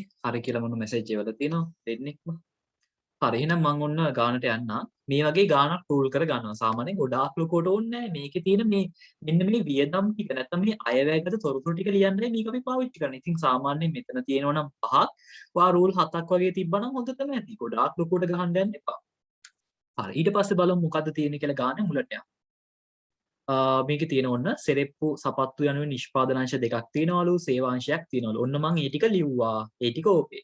ඊට පස්සේ ඔයා හොඳට මතක තියාගන්න මේ ගානක් හදනවා කියව පියවර, ඒ කියන්නේ මේ ගානක් හදන ක්‍රියාපිළිවෙල තියෙන්නේ පියවර 4යි. මුලින්ම පොදුකාර පිළිවෙල රැස් කිරීම. රැස් කිරීම කියන අවස්ථාව ඔයාලට දීලා තියෙනවා. මේ තියෙන්නේ. මේ තියෙන්නේ පොදු ගානේ තියෙන පොදුකාර පිළිවෙල සෙට් එක. මේ තියෙන්නේ. මේ තියෙන්නේ. මේ තියෙන්නේ පොදුකාර පිළිවෙල ටික. ඒ කියන්නේ රැස් කිරීම කියන අවස්ථාව තමයි මේ තියෙන්නේ. අපිට කරන්න තියෙන ඊළඟට ප්‍රතිපාදනය හා විභජනය. ඒ කියන්නේ කෙලින්ම අඳුන ගන්න පුළුවන් ටික ඒ අංශවලටම දෙනවා. ඊට පස්සේ කෙලින්ම අඳුන ගන්න බැරි ටික පදනමක් හොයාගෙන බෙදලා දෙනවා. එතකොට හොඳට මතක තියාගන්න රැස් කිරීම වාට දෙනවා. දෙවෙනියට කරන්නේ අපි දෙවෙනියට කරන්නේ ප්‍රතිපාදනය හා විභජනය. ප්‍රතිපාදනය විභජනය මේ දෙක තමයි කරන්නේ. ඒකෙන් මුලින්ම කරන්නේ මොකක්ද දන්නවද? ප්‍රතිපාදනය. ඒ කියන්නේ මොකක් හරි පිරිවැයක් යම්කිසි අංශයක් එක්ක පැහැදිලිවම හඳුන ගන්න පුළුවන් නම් ඒ අංශයට තමයි මුලින්ම දෙන්නේ. මුලින්ම විභජනය කරන්නේ නැහැ. මුලින්ම ප්‍රතිපාදනය කරන්නේ. ප්‍රතිපාදනය කෙලින්ම හඳුන ගන්න පුළුවන් ටික දීලා ඉන්න. ඊට පස්සේ තමයි විභජනය කරන්නේ. මේ අපි ගාන හදන පිළිවෙල මේක. ඔයාට ඕන විදිහට වෙනස් කරන්න බෑ. මුලින්ම ප්‍රතිපාදනය. මේක ප්‍රතිපාදන කීයක් තියනවද? එකයි මේ වක්‍ර ශ්‍රමය විතරයි දීලා තියෙන්නේ එහෙම. එහෙනම් ඔයාට පුළුවන් මුලින්ම ලියන්නේ මේක. ප්‍රතිපාදනය තමයි මුලින්ම ලියන්නේ. ගානේ තියෙන පිළිවෙලට මුලින්ම තියෙන ප්‍රතිපාදනය ලියන්න. යනු වක්‍ර ශ්‍රමය අපි ලියමු මුලින්ම. අයිත මේ වෙන්නේ වක්‍ර ශ්‍රමය. තේරුණා නේද මං කිව්වේ? ගාන හදද්දී ගාන හදන්නේ පියවර 4න්. මුලින්ම පොදුකාර පිළිවෙල රැස් කිරීම. ඒක ගානේ දෙනවා. දෙවෙනි එක ප්‍රතිපාදනය හා විභජනය. ඒකේ මුලින්ම ලියන්නේ ප්‍රතිපාදනය. ඊට පස්සේ තමයි විභජනය ලියන්නේ. වක්‍ර ශ්‍රමය. මේක නම් අමාරු නෑ ඇත්තටම. ආකෘතිය පුළුවන් නම් එච්චරයි. වක්‍ර ශ්‍රමය. පදනම මොකද්ද? ප්‍රතිපාදනය. ප්‍රතිපාදනය. ප්‍රතිපාදනය කියලා මේක ලිව්වට අපි ඊළඟ ගානේ නම් මේකට ලියන්නේ නැත්නම් මේකට කියන තව වචනයක් තියෙනවා ඍජු කියලා. කෙලින්ම අඳුන ගන්න පුළුවන්. කෙලින්ම දීලා තියෙනවා. ඒ තේරුම ගන්න ඍජු කියලා ලියනවා. ඒක නිසා අපි ඊළඟ ගානේ ඉඳන් ඍජු කියලා විතරක් ලියමු. මොකද ඔයගොල්ලන්ගේ අලුත් සිලබස් එක වෙනකොට මේ ප්‍රතිපාදනය කියන වචනට ඍජු කියන වචනේ තමයි ඒගොල්ලන්ගේ මාකින් වලත් දෙන්නේ. ඒක නිසා අපි ඍජු කියන වචනේ ලියමු. කෙලින්ම දීලා තියෙනවා කියලා ගන්න තමයි මේ වචනේ දීලා තියෙන්නේ. කීයක් දීලා තියෙනවද? ඒක නම් එකතු කරන්න අමාරුනේ. 22000යි සපත්තු වලට සෙරෙප්පු වලට 12000යි සේවාංශයට 6000යි. 22000ක් සපත්තු. මම සපත්තු අංශය ටික ඔන්න දාගත්ත එකට. සෙරෙප්පු වලට 12000යිද කොහෙද? 12000යි. සේවාංශයට 6000යි. ඔන්න මම එක එක අංශය ටික දාගත්තා. දැන් මුළු පොදු කාර්ය ටිකක් දාගන්න ඕනේ නැත්තම්. මම ඒකත් දාගන්නම්. මම ඔයාට ඕන නම් මේ මෙතන එකතු කරලා ගන්න. නැත්තම් මෙතනින්ම ගන්න එකතුව. මේ ඔක්කොගේම එකතුව. 0.0.0යි 2.2යි 4යි 4යි 6යි 10යි බිංදුව දැම්ම එකක් විතරුයි 2 1යි 3යි 1යි 4යි 40000යි මුළු පොදු කාර්ය කියන්නේ මේ ඔක්කොගෙම එකතුව. එහෙම දාගන්න. ලේසිනේ. අමාරු නෑ.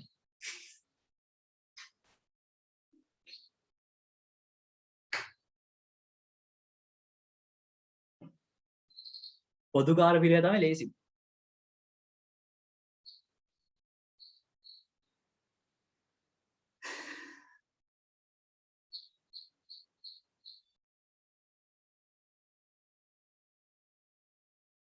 ඊට ඒක ඉවර නම් තව ප්‍රතිපාදන තියනවද කියලා බලන්න. ඒ කියන්නේ කෙලින්ම මේ එක එක අංශයට දාලා දීලා තියෙන දේවල් තියනවද කියලා බලන්න. නෑනේ. ඒක විතරයිනේ දීලා තිබ්බේ. වෙන නෑ. වෙන තියෙන්නේ 3යි. ඒවා දීලා නෑ. එතකොට ඒවා නිකම්ම ලියමු ඔන්න ඔය. විදුලි ගාස්තු 1,20,000යි.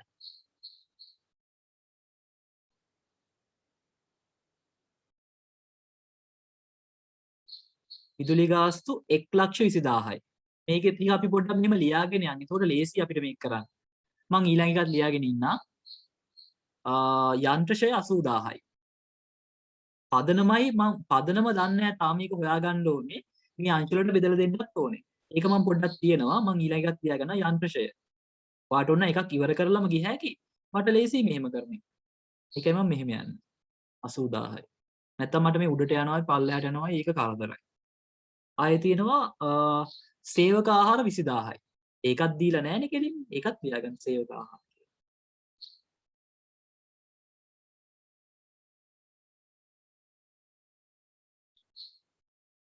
ඔන්න ඔය විදිහට ලියා ගන්න පුළුවන් අර කෙලින්ම දීලා නැති ටික. ඒ කියන්නේ විභජනය කරන්න ඕනේ ටික. බෙදලා දෙන්න ඕනේ ටික.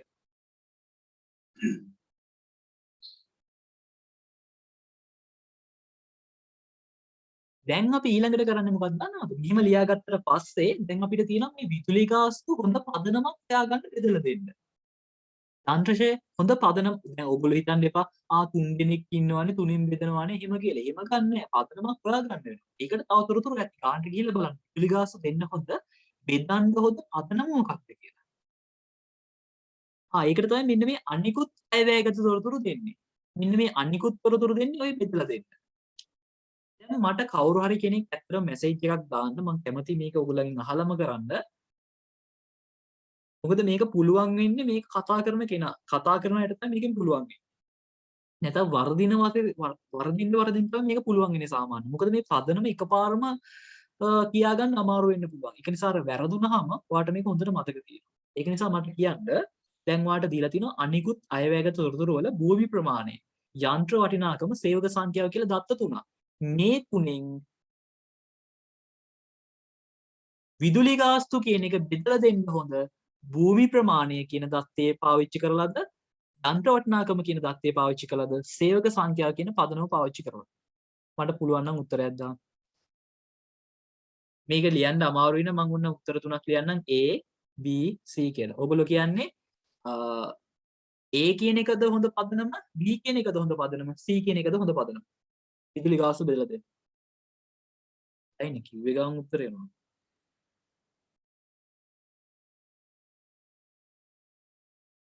එක්කෙනෙක් B කියලා කියනවා. භූමි ප්‍රමාණය කියලා කියනවා තව කෙනෙක්.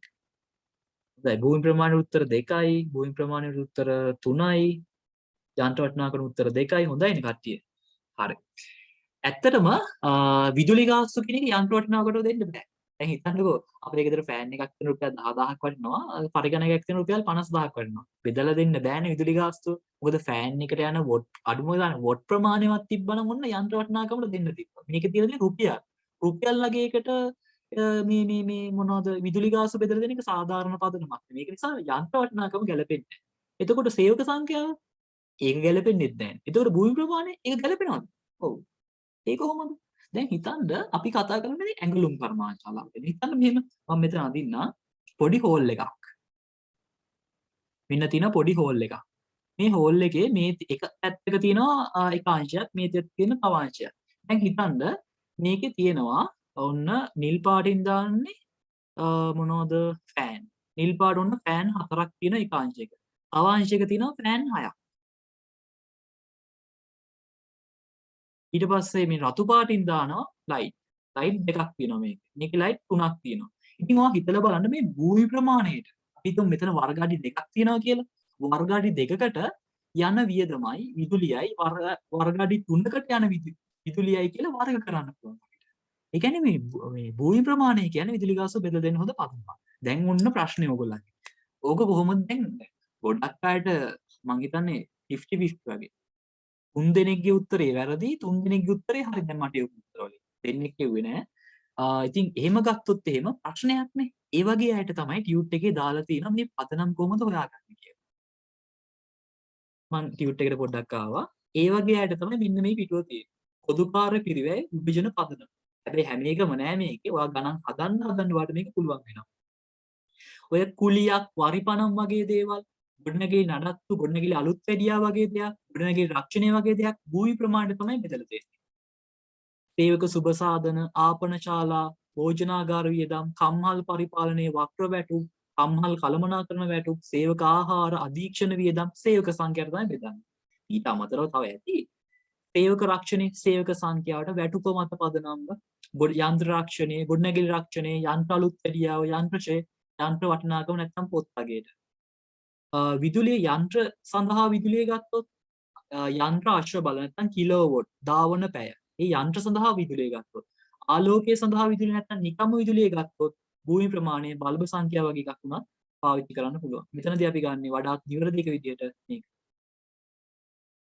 භූමි ප්‍රමාණය. එහෙම උත්තරේ ගන්න. ඒ කියන්නේ ගණන් කීපයක් හදන්න ඕනේ. දැන් ඔයාගේ මේ ගානේ මේ උත්තරේ ආවනේ. මේ ගානේ සමහර වෙලාවට වැරදුනා. සමහර අයගේ හරි ගියා. හරි ගිය අයට ඊළඟ එකත් හරියට හදා ගන්න පුළුවන්. වැරදුන අයට ඊළඟ එකේදී යන්ත්‍ර වටිනාකම කියන්නේ නැතුව භූමි ප්‍රමාණය වගේ දත්තයක් කියනවනේ ඒක බලලා හරි උත්තරේ කියයි. ඒක නිසා වැරදුනා කියලා වැඩි හිතන්න එපා. මේ ගණන් වරදින්න තමයි හොඳට පුළුවන් වෙන්නේ. හරි. අපි එහෙනම් භූමි ප්‍රමාණය කියන එක පාවිච්චි කරලා බෙදලා දෙමු. බෙදලා දෙන්නේ මෙහෙමයි. ප්‍රතිපාදන මේ පදනමේදී ඔයා ලියනවා මුලින්ම ඒ කතාව. ඒ කියන්නේ මොකක්ද පදනම කියලා. භූමි ප්‍රමාණය කියලා ලියන්න ඕනේ. ලියන්න ඕනේ මේක. ඒකයි මම කිව්ව හොඳට ඉඳ තියාගන්න කියලා. භූමි ප්‍රමාණය කියලා ලියන්න ඕනේ. ලියලා ඉවර වෙලා අනුපාතය ලියන්නත් ඕනේ. දැන් මෙතන තියෙන්නේ බලන්න 3000යි 2000යි 1000යි නේ මේකේ කුඩාම පොදු ගුණාකාරය කීයද? 3ට 2ට 1. 3ට 2ට 1. මෙහෙම ලියද්දි මේවා මතක සැලකිලිමත් වෙන්න 3 කියන්නේ මුලින්ම තියෙන නිෂ්පාදනාංශය. 2 කියන්නේ ඊළඟට තියෙන අංශය. මේ 1 කියන්නේ ඊළඟට තියෙන අංශය. එහෙම ලියන්න නැත්නම් ඔයාලට මේක පැටලෙයි. ඒක නිසා මේක දීලා තියෙන පිළිවෙලක් පොඩ්ඩක් හරියට බලන්න. සපත්තු සෙරෙප්පු සේවා. අපි ලිව්වේ එහෙම. එහෙනම් ප්‍රශ්නයක් නැහැ. 3ට 2ට 1. කුඩාම ගුණාකාරය ලියන්න. ඕක බැරි කමක් නෑ. මේ 6 වසරේ විතර ගණිතේ නෙවුවා. කුඩාම පොදු ගුණාකාරය ලියන්න මේ වගේ.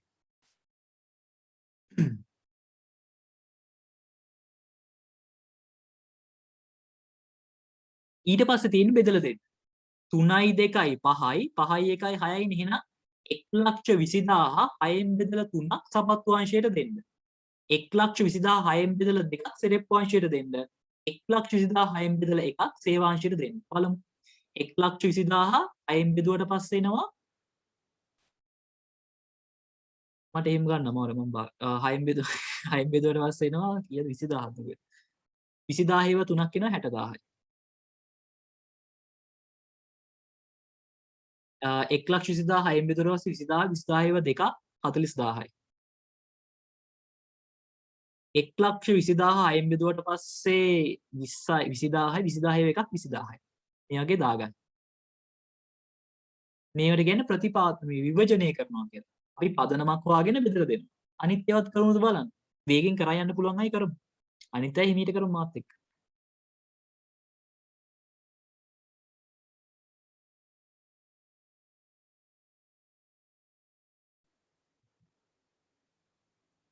හරි ඊට පස්සේ බලන්න යනවා යන්ත්‍රශය. යන්ත්‍රශය කියන එක හොඳයි. යන්ත්‍ර වටිනාකමට. ඒක නම් අහන්න දෙයක් නෑ. යන්ත්‍රශය කරන්නේ යන්ත්‍ර වටිනාකමනේ කොහොමද? ඒ අපි යන්ත්‍ර වටිනාකම කියලා ලියමු ඒකට.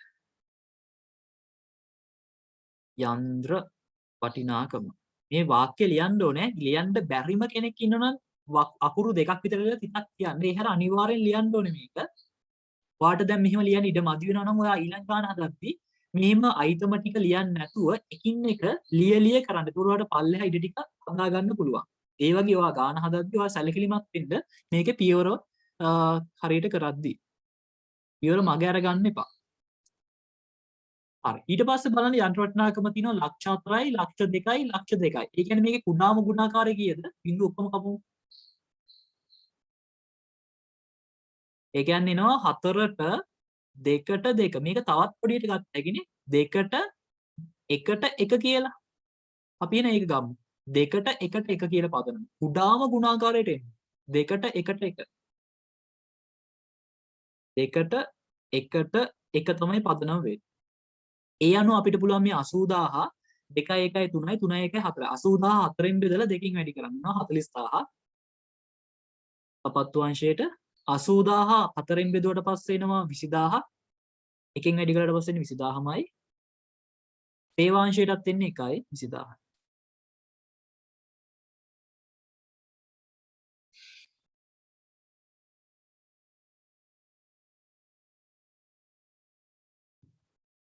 හරි ඊට පස්සේ තියෙනවා සේවක ආහාර. සේවක ආහාර බලන්න. සේවක සංඛ්‍යාව හොඳයිනේ. 2ට 2ට 1 එකේ නම් තියෙනවා. සේවක සංඛ්‍යාව. සේවක සංඛ්‍යාව. පදනම් වෙන්නේ සේවක සංඛ්‍යාව.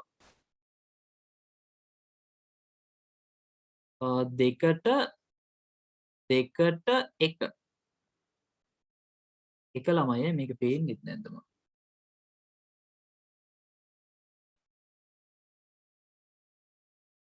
2ට 2ට 1. 20000 එතකොට 2යි 2යි 4යි 1යි 5යිනේ 20000 5න් බෙදුවට පස්සේ එනවා 4000යි 4000ව දෙකක් 8000යිනේ 4000ව දෙකක් 8000යි අනිත් එක 4000යි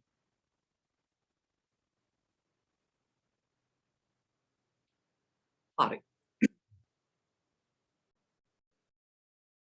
ඉතින් මෙන්න මේකට තමයි කියන්නේ ප්‍රතිපාදනය හා විභජනය. එතකොට අපෙන් ගානේ අහලා තිබ්බේ මොකක්ද? පොදුකාර්ය පිරිවැය ප්‍රතිපාදනය සහ විභජනය කරමින් පොදුකාර්ය පිරිවැය විශ්ලේෂණ පත්‍රිකා. ඒ කියන්නේ මේ ගානේ අහලා තිබ්බේ මෙච්චරයි. හැබැයි මේ ගාන මෙතනින් ඉවර නෑ. අහලා තිබ්බේ මෙච්චරයි එච්චරයි. ඔයාලට පුළුවන් ගාන ඉවරච්ච තැනින් යටින් ඉරක් ඇඳලා එකතුව ගන්න. යටින් ඉර දෙයක් ගහන්න එපා. මේ ඉර ගහලා එකතුව ගන්න පල්ලයට. මොකද මේ ගාන මෙතනින් ඉවර වෙන්නේ නැහැ. ගානේ තව තියෙනවා පල්ලයට හදා යන්න. අපිට මේ ප්‍රශ්නෙට අහලා තිබ්බේ මේ ටික විතරයි. ඒ නිසා මෙතන යටින් ඉරක් ඇඳලා එකතුව විතරක් ගන්න පල්ලයට. ඔයගලන්ට දෙන්න එකතු කරන්න. එයයි කියන්නේ 50යි. තේවාංශයේ 50000යි 80යි 80යි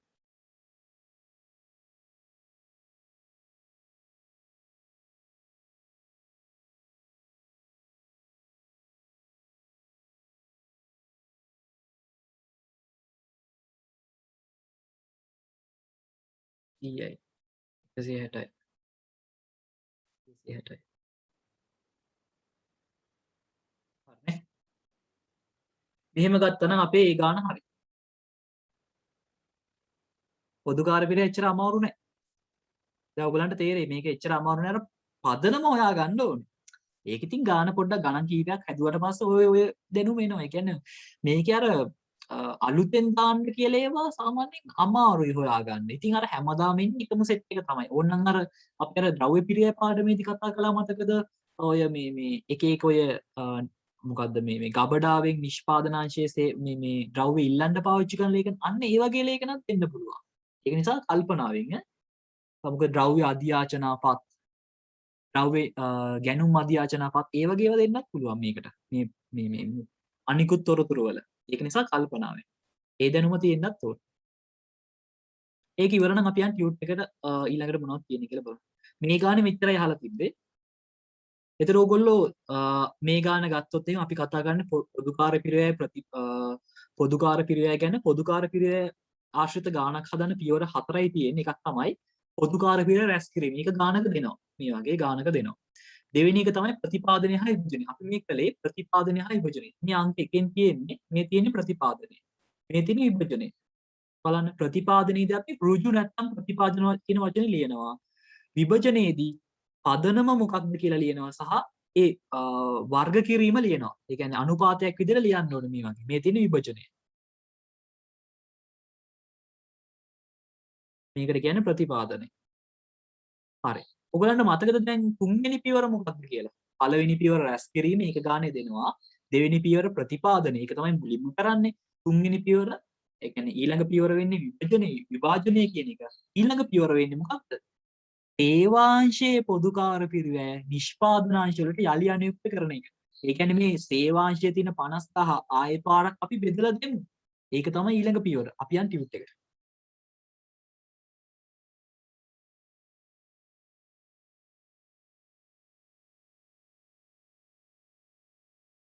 හරි. බලන්න පොදුකාර්ය පිරිවැය විසර්ජනය. නැත්නම් පොදුකාර්ය පිරිවැය විශ්ලේෂණය. කිසියම් නිෂ්පාදන ආයතනයකට අදාළව පොදුකාර්ය පිරිවැය නිෂ්පාදන අංශ හා සේවාංශ අතර ප්‍රතිපාදනය හා විභජනය කිරීමට පිළියෙල කරනු ලබන ප්‍රකාශනය පොදුකාර්ය විසර්ජන පත්‍රය නැත්නම් පොදුකාර්ය විශ්ලේෂණ පත්‍රය ලෙස හැඳින්වෙනවා. ඕක තමයි ඔයගලන්ට A level paper එකේ හදන්න තියෙන්නේ. පොදුකාර පිරේ විභජන පදනම. ඒක මම දැන් ටිකට කලින් කතා කරා. ඒක නිසා මම මේ කතා කරන්නේ නැහැ. ඔයාලට මොකක් හරි ගානකදී ගැටලුවක් ආවොත් ඔයා මෙතෙන්ට ඇවිල්ලා බලන්න තියනවාද කියලා. ඒත් නැත්තම් ඉතින් මේතන නැති එකක් නම් එනවා අඩුයි. මෙතන බැරිලා තිබ්බේ නැත්තම් එහෙම ඉතින් එක්කෝ දන්න කෙනෙක්ගෙන් අහන්න. ඒ කියන්නේ මගෙන් හරි අහන්න. පේපර් එකේදී ඉතින් අහන්න බෑ. ඉතින් පේපර් එකේ වෙද්දී ඔයා ගණන් ගොඩක් හදනවනේ. එතකොට දන්නේ නැති ඒවා හම්බෙන්නේ නැහැ. ඔක්කොම දන්න ඒවා තමයි තියෙන්නේ. ප්‍රාථමික විභජනය. හරි. ඒක මට කියා දෙන්න බැරුව ගියානේ ඉතින්. ප්‍රාථමික විභජනය කියලා කියන්නේ මොකක්ද දන්නවද? දැන් මෙන්න මේ જાතියේ ගානකදී ප්‍රතිපාදනය හා විභජනය කරාට පස්සේ එනවනේ උත්තරයක්. ඒ කියන්නේ මෙන්න මේ ටිකට ඕනෙම ව්‍යාපාරයක මෙන්න මෙහෙම කෙලින්ම හඳුන ගන්න පුළුවන් පිරිවැය ටික කෙලින්ම ඒ අංශ වලට දෙනවට කියන්නේ ප්‍රතිපාදනය. මේ ලියලා තියෙන එක. ඊට පස්සේ කෙලින්ම හඳුන ගන්න බැරි ටික එක් එක් අංශ වලට පොඳ පදනමක් හොයාගෙන බෙදලා දෙනවට කියන්නේ විභජනය. මේ ලියලා තියෙන්නේ ඒක. ඊට පස්සේ මෙන්න මෙහෙම කරන සම්පූර්ණ ප්‍රතිපාදනයටයි විභජනයටයි අපි කියනවා ප්‍රාථමික විභජනය කියලා. ප්‍රාථමික විභජනය කියලා. එන්න මේකට සමස්තයෙන් අපි මූලික වශයෙන් කියන්නේ ප්‍රාථමික විභජනය කිරීමක් කියලා. ඊට පස්සේ මේ සේවාංශයේ පිරිවැය බෙදලා දුන්නාට පස්සේ කියන්නේ ද්විතීක විභජනයක් කියලා. ඒ වචන දෙක ඔයගොල්ලන්ට කියා දෙන්න තියෙනවා. එක් එක් පිරිවැය මධ්‍යස්ථානය සමග ඍජුවම හා පහසුවෙන් හඳුනාගත නොහැකි පොදුකාරය පිරිවැය නම් සාධාරණ පදනමක් මත නිෂ්පාදන හා සේවා පිරිවැය මධ්‍යස්ථාන අතර බෙදා හැරීම ප්‍රාථමික විභජන ලෙස හඳුන්වන්නේ. ඒ කියන්නේ ප්‍රතිපාදනයටයි විභජනයට තමයි ප්‍රාථමික විභජනය කියලා කියන්නේ. ඊළඟ පියවර සේවා දෙපාර්තමේන්තුව වල පිරිවැය නිෂ්පාදන දෙපාර්තමේන්තුවට යලි විභජනය කිරීම. ද්විතීක විභජනය. නිෂ්පාදනාංශ හා සේවාංශ ගැන පොඩි සඳහනක් තියෙනවා. අපි ඒකත් බලමු. වෙළඳපොළ වෙත ඉදිරිපත් කරන යම් භාණ්ඩයකට හෝ සේවාවකට අදාළ වන නිෂ්පාදන ක්‍රියාවලියේ නිරත වන අංශ නිෂ්පාදනාංශ වේ. ඒ කියන්නේ ඇඟලුම් කම්හලක නම් කමිසාංශය, කලිසම් අංශය වෙන්න පුළුවන්. නැත්නම් මැසීමේ අංශය, හැපීමේ අංශය වෙන්න පුළුවන්. ශීතකරණ නිෂ්පාදන ආයතන එකලස් කිරීම නිමවුම්. ඕවා තමයි ඔයගොල්ලෝ නිතරම ඉන්නේ. එකලස් කිරීමේ අංශය, නිමව කිරීමේ අංශය ඒ වගේ තියෙනවා. නිෂ්පාදනාංශයන්ට සහායක් ලෙස පවත්වාගෙන යන අංශ සේවා අංශ ලෙස හැඳින්වේ. ගබඩා අංශයක් වෙන්න පුළුවන්, නිෂ්පාදන සැලසුම් අංශයක් වෙන්න පුළුවන්, ආපන ශාලාවක් වෙන්න පුළුවන්, නඩත්තු කිරීමේ අංශයක් වෙන්න පුළුවන්. ඒ වගේ. යලි විභජනය නැත්නම් ද්විතීයික විභජනය. සේවා අංශවල පොදුකාර පිරිවැය නිෂ්පාදනයන් වෙත යලි අනියුක්ත කිරීම මින් අදහස් වේ. ඒ කියන්නේ සේවා අංශයේ පිරිවැය ටික යලි අර නිෂ්පාදන අංශයන්ට බෙදලා දෙනවා.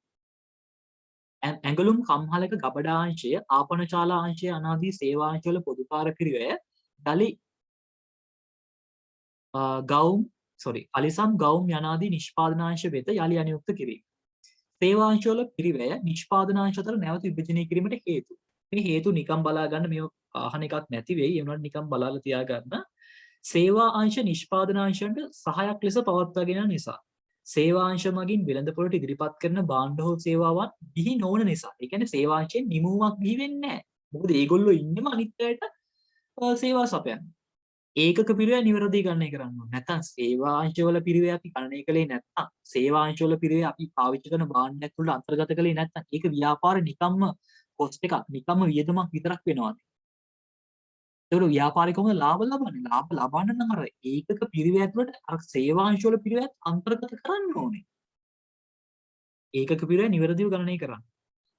අදාළ සේවාංශය මගින් නිෂ්පාදනාංශයන් වෙත ලබන ප්‍රතිලාභ සැලකිලටගෙන ද්විතීයික විභජනය කළ යුතුයි. ඒ සඳහා යොදාගත හැකි පදනම් කීපයක් පහත් දැකේ. අලාම තුරකින් ගානක සේවාංශවල පොදුකාරය පිරිවැය විභජනය කරන පදනම ටිකක් අමාරු කරලා දෙන්න පුළුවන්. කලාතුරකින්. ඉතින් ඔයා ඒක ගණන් හදලා පොඩ්ඩක් පුරුව තියාගන්න වෙනවා. කලාතුරකින් හැබැයි ඒක වෙන්නේ සේවා පිරිවැය මධ්‍යස්ථාන ගබඩා අංශයක් වෙන්න පුළුවන්, නඩත්තු අංශයක්, නිෂ්පාදන සැලසුම්, ආපන ශාලාව. ඉතින් ඒවා විභජනය කරන පදනම් තමයි මේ දීලා තියෙන්නේ. ගබඩා අංශයක් නම් ද්‍රව්‍ය අධ්‍යාචනාපාත. නඩත්තු අංශයක් නම් ක්‍රියා විරහිත වූ වාර ගන්න. කියන්නේ කැඩිච්ච වාර ගන්න, නතර වෙච්ච වාර ගන්න. නිෂ්පාදන සැලසුම් නම් ශ්‍රම පැය. ආපන ශාලාව සේවක සංඛ්‍යාවට. ඉහත පදනම් හැර අවස්ථානුකූලව අභ්‍යාසයේදී ඇති යෝග්‍ය පදනමක් භාවිතා කිරීම ද්විතීයික විභජනය කළ හැකියි. ඒ කියන්නේ ගානක බැරි වෙලා දීලා තිබ්බේ නැත්නම් ඔයාට ගානේ දීලා තියෙන තොරතුරු වලින් හොඳ පදනමක් තෝරගෙන බෙදලා දෙන්නත් පුළුවන්ලු. ඉතින් ඒකට ඔයා දැනගෙන ඉන්න ඕනේ මේ ගබඩාංශය වගේ එකට ද්‍රව්‍ය අධ්‍යාචනපත් කියන එක තමයි අවශ්‍ය වෙන්නේ කියලා. එහෙම ප්‍රශ්නයක් තියෙනවා. ඊට පස්සේ ප්‍රශ්නාංක 2 බලන්න. කලින් හදපු ගානම තමයි ටිකක් වෙනස් කරලා තියෙන්නේ. එහෙමයි කියලා ඔයගොල්ලෝ කලින් හදපු උත්තරේම ලියන්න යන්න එපා. අලුතෙන් ලියලා කරුම් ඈ. හරි. බලන්න ප්‍රශ්නාංක 2. සීමිත සයමත් නිෂ්පාදන සමාගමේ සපත්තු සෙරෙප්පු යනුවෙන් නිෂ්පාදනාංශ දෙකක් සහ සේවාංශයක් පවතී. ඒ කියන්නේ අන්න දීලා තියෙන නිෂ්පාදනාංශ දෙකයි සේවාංශයයි කියලා. මම මේ ගණනත් අරගෙන ඉන්නම්කො මුලින්ම.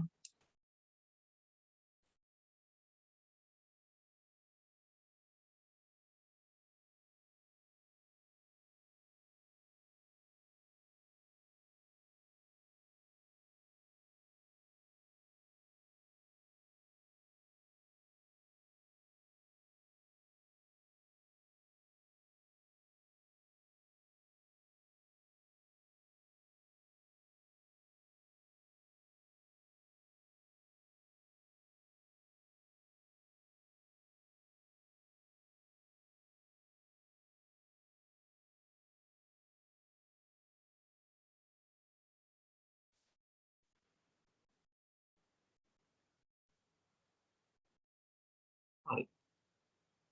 මේක දීලා තියෙන සීමිත සයමත් නිෂ්පාදන සමාගමේ සපත්තු සෙරෙප්පු යන නිෂ්පාදනාංශ දෙකක්. ඔයාලා හැමතිස්සෙම ගාන කියවද්දි ගානේ තියෙන නිෂ්පාදනාංශ සේවාංශ මොනවද කියලා ටික් කරගන්න. නැත්නම් යටින් ඉරියන්න ගන්න. සපත්තුයි සෙරෙප්පුයි යනුවෙන් නිෂ්පාදනාංශ දෙකක් තියෙනවලු. සේවාංශයකුත් තියෙනවලු. ඒ කියන්නේ ඔක්කොම අංශ 3යි. 2019 අප්‍රේල් මාසයට අදාළ අයවැයගත තොරතුරු. අපිට හැමතිස්සෙම දෙන්නේ අයවැයගත තොරතුරු. ගානක් ඔයාව පටලවන්න කරකවන්න ඕන නම් ඕක සත්‍ය තොරතුරු වගේ වචනයක් දාන්න. සත්‍ය තොරතුරු සාමාන්‍යයෙන් පාවිච්චි කරන්නේ නැහැ. පාවිච්චි කරන අවස්ථාවක් තියෙනවා මම ඒක ඉස්සරහදී කියා දෙන්නම්. දැනට ඔයා මතක තියාගන්න පොදුකාර විභජන පත්‍රිකාවක් හදද්දී පාවිච්චි කරන්නේ අයවැයගත තොරතුරු. නැත්නම් ඇස්තමේන්තුගත තොරතුරු. මොකද මේක හදන්නේ අනාගතයට. ඒක. විදුලි ගාස්තු දීලා නැහැ. ඒ කියන්නේ විදුලි ගාස්තු නිකම්ම දීලා තියෙනවා. ඒ කියන්නේ අපි දන්නේ නැහැ සපත්තු අංශයට කොච්චරක්ද, සෙරෙප්පු අංශයට කොච්චරක්ද, සේවා අංශයට කොච්චරද. ඒ කියන්නේ විභජනය කරන්න වෙන්නේ. යන්ත්‍රශයත් දීලා නැහැ. ඒ කියන්නේ විභජනය කරන්න වෙන්නේ. සේවක ආහාරත් දීලා නැහැ. ඒ කියන්නේ විභජනය කරන්න වෙන්නේ. අන්න විභජනය කරන්න තුනක්ම තියෙනවා. ඊට පස්සේ වක්‍ර ශ්‍රමේ නම් වෙන වෙනම දීලා තියෙන. ඒ කියන්නේ ප්‍රතිපාදනයක්. එහෙනම් අපි මුලින්ම ලියමු ප්‍රතිපාදනය වක්‍ර ශ්‍රමේ ටික. අනිකුත් තොරතුරු දීලා තියෙන්නේ විභජන පදනම් ටික හොයාගන්න. හරි අපි ඒ ටිකත් බලමු. පල්ලෙහා තව තොරතුරක් තියෙනවා බලන්න මේ. සේවාංශයේ පොදු කාර්ය 3ට 2 අනුපාතයට නිෂ්පාදනාංශ අතර යලි විභජනය කරනවා. 3ක් සපත්තු වලට ඒ කියන්නේ 2ක් සෙරෙප්පු වලට බෙදලා දෙන්න වෙනවා. මෙහෙම අනුපාතයක් දුන්නා අපි හිතන්නේ මුලින්ම දෙන්නේ මුලින්ම තියෙන අංශයට කියලා. මේක තියෙන්නේ සපත්තුයි සෙරෙප්පුයිනේ. ඒ නිසා 3ක් සපත්තු වලට 2ක් සෙරෙප්පු වලට කියලා තමයි හිතන්නේ. අවශ්‍ය වන්නේ පොදුකාර පිරිවැය ප්‍රතිපාදනය සහ විභජනය කරමින් පොදුකාර පිරිවැය විශ්ලේෂණ පත්‍රිකාව. ප්‍රතිපාදනය හා විභජනය කරමින් කියන එක කලින් කරේ ඒ ටික. සේවා දෙපාර්තමේන්තුවේ පොදුකාර පිරිවැය යලි විභජනය කිරීම කියන්නේ අර සේවාංශයක් තිබ්බේ ඒකේ තිබ්බ පිරිවැය නිෂ්පාදනාංශ වලට බෙදලා දෙන්න. අපි හදමුද බලන්න ගන්න. මුල ටික නම් හැදුව හැකිනේ. සේවාංශ වල එකතුව ගන්න තැන දක්වා හදාගෙන ඉන්න බලන්න ඉතුරු ටික මම කියා දෙන්නම්. හදන්න කියා හදන්න බෑ අද කතා කරා වැඩි. අටහඬ හෙල්ලෙත් නැද්ද මම. ඒක නිසා පොඩ්ඩක් කට වහගෙන හදන්න.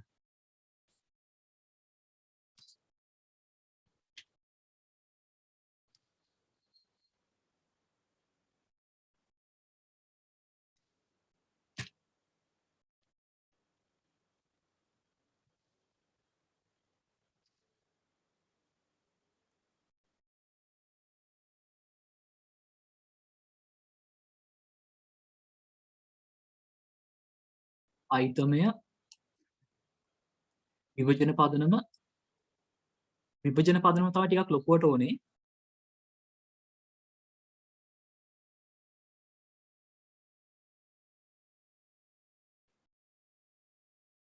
මුළු පොදු කාර්ය ඒකට වටිනාකම කියලා ලිව්වත් ප්‍රශ්නයක් නෑ එච්චර. ඊට පස්සේ නිෂ්පාදනාංශ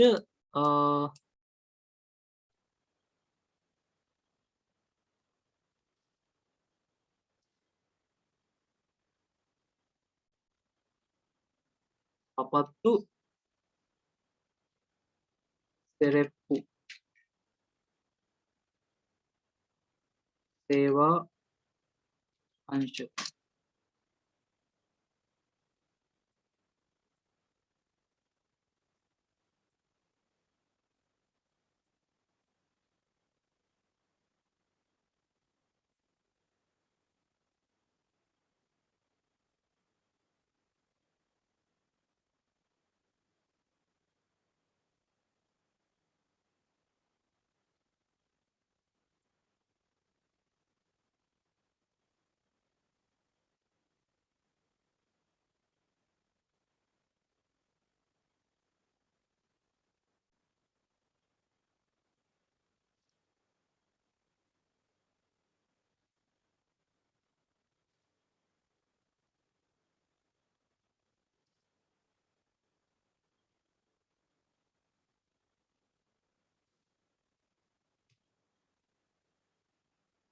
මුල් කීයද 6යි 7යි 8ක් විතර තිබ්බනම් ඇති 1යි 2යි 3යි 4යි 5යි 6යි 7යි 8ක්.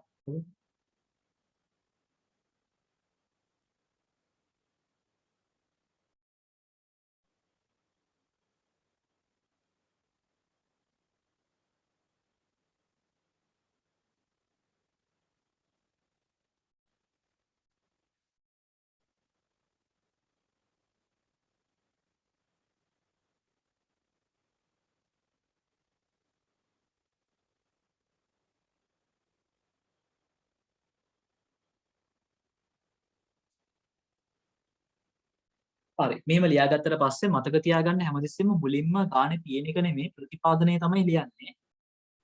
හරි. අපි බලමුනේ. ආකෘතිය ගහගන්න ඇතිනේ ඔයගොල්ලෝ වේගෙන්. මුලින්ම මේවා තිබ්බට අපි ඒව මුලින්ම ලියන්නේ නැහැ. මුලින්ම වක්‍ර ශ්‍රමය ලියාගමු. ප්‍රතිපාදනය ටික ලියන්නේ. වක්‍ර ශ්‍රමය.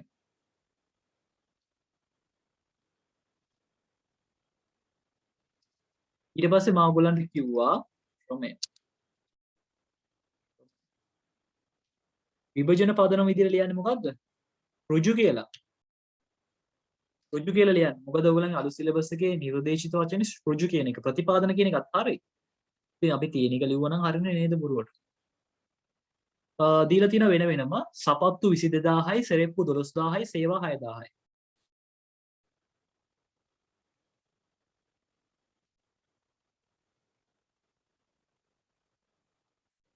ඔක්කොගෙම එකතුව දාගමු මෙතන.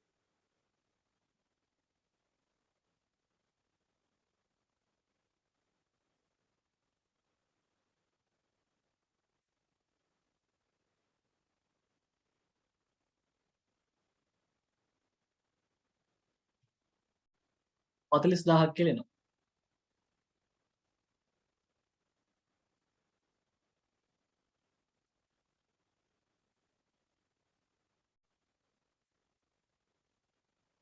ඊට පස්සේ බලන්න මොනවද තියෙන්නේ විදුලි ගාස්තු 120000යි.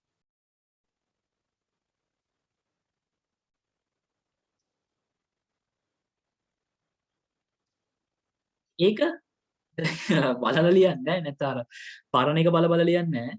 විදුලි ගාස්තු හොඳයි සේවක සංඛ්‍යාවට නෙමේ යන්ත්‍ර වටිනාකමට නෙමේ භූමි ප්‍රමාණය හොඳයිනේ. අර නිකන් අර මේ වර්ග අඩි ගානට විදුලි බල්බ මෙච්චරයි. ඒ වගේ පදනමක් පාවිච්චි කරලා බෙදන්න පුළුවන්. භූමි ප්‍රමාණය හොඳයි. 3ට 2ට 1. භූමි ප්‍රමාණය 3ට 2ට 1,20,000යි. ඊට පස්සේ 1,20,000 3යි 2යි 1යි කියන්නේ 6යිනේ. 1,20,000 6ෙන් බෙදලා 3. ඒ කියන්නේ 60,000යි. 1,20,000 6ෙන් බෙදලා 2ක් 40,000යි. 6ෙන් බෙදලා 1ක් 20,000යි. එහෙම දැම්මා.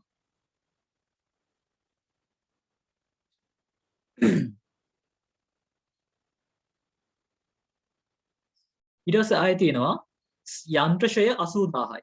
අපි ඒක ලියාගමු යන්ත්‍රශය කියලා.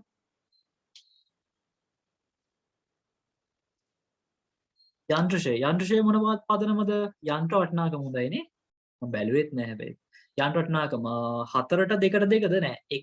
2ට 1ට 1 කුඩාම ගුණාකාරයට යන්නේ. ඔයගෙන් එක බලාපොරොත්තු වෙනා මේ පේපර් එක බලන කෙනා.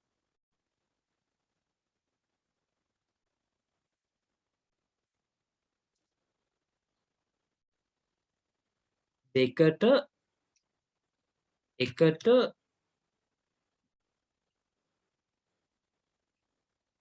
එකනේ.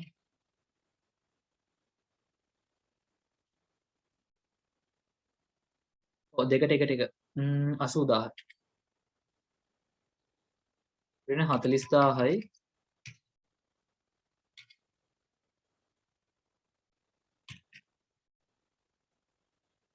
මේ වගේ තමයි එන්නේ.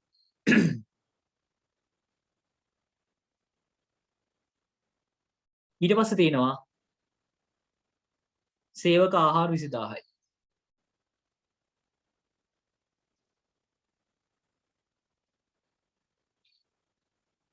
සේවක සංඛ්‍යාව.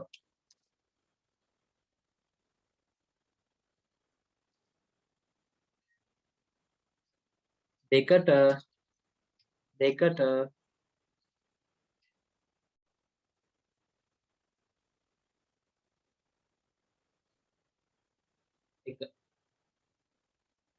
එවනේ දෙකට එක හරිය. 8000යි බෙදුව හැකි නේද ඒවා? 8000යි 4000. ප්‍රතිපාදනයේ විභජනය ඉවරුණාට පස්සේ එච්චරයිනේ මේ ගාන තිබ්බේ. වක්‍රශ්‍රමයේ දැම්මනේ. ඒ ටික ඉවරුණාට පස්සේ යටින් ඉරක් අඳින්න මුළු පොදුකාරයෙන් නම් සේවාංශය දක්වා. අපි කලිනුත් එක් කළා. ඊට පස්සේ එකතුන් ටික ගන්න.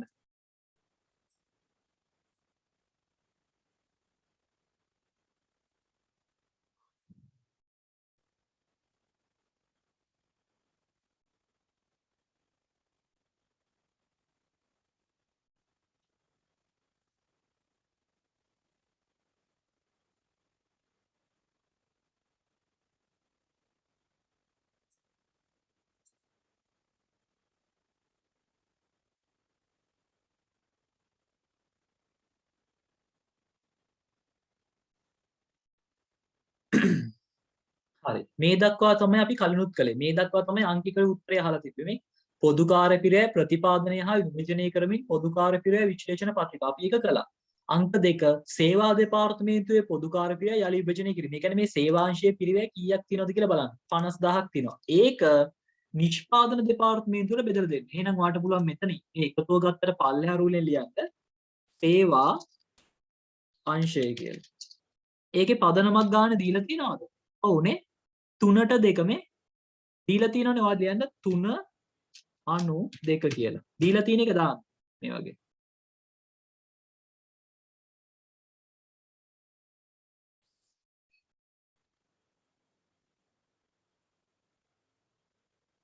අත්පදිනවා මේක.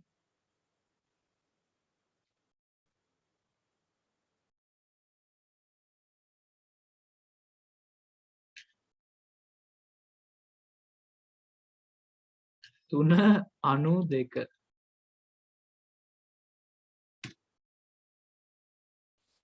බිංදුව දෙක අදින්න හිතන්න.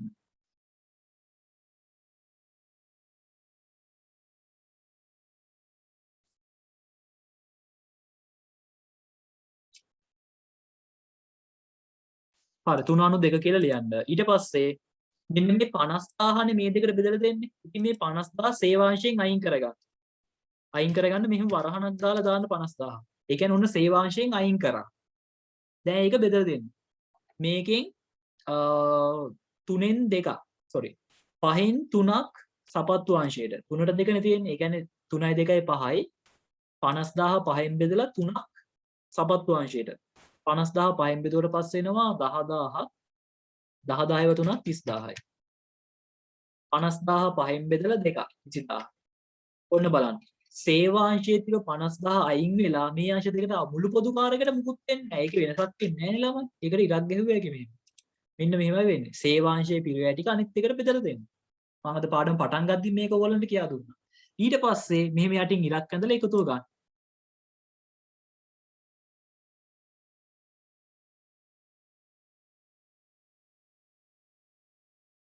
හරි මැසේජ් එකක් දාලා තිනවා සර් පොඩ්ඩක් ආයෙ කියන්න ඒක 3/2 ගත්ත විදිය. 3/2 මම හිතලා ගත්තේ නැහැ. මේ මෙතන ගාන දීලා තිබ්බා. මං ගාන කියවද්දිම කිව්වා. සේවාංශයේ පොදුකාර්ය පිරිවැය ඉතින් සේවාංශයේ පොදුකාර්ය ඉන්සර්ට් එකක් හම්බෙන්නේ 3/2 අනුපාතයට නේ 3/2 අනුපාතයට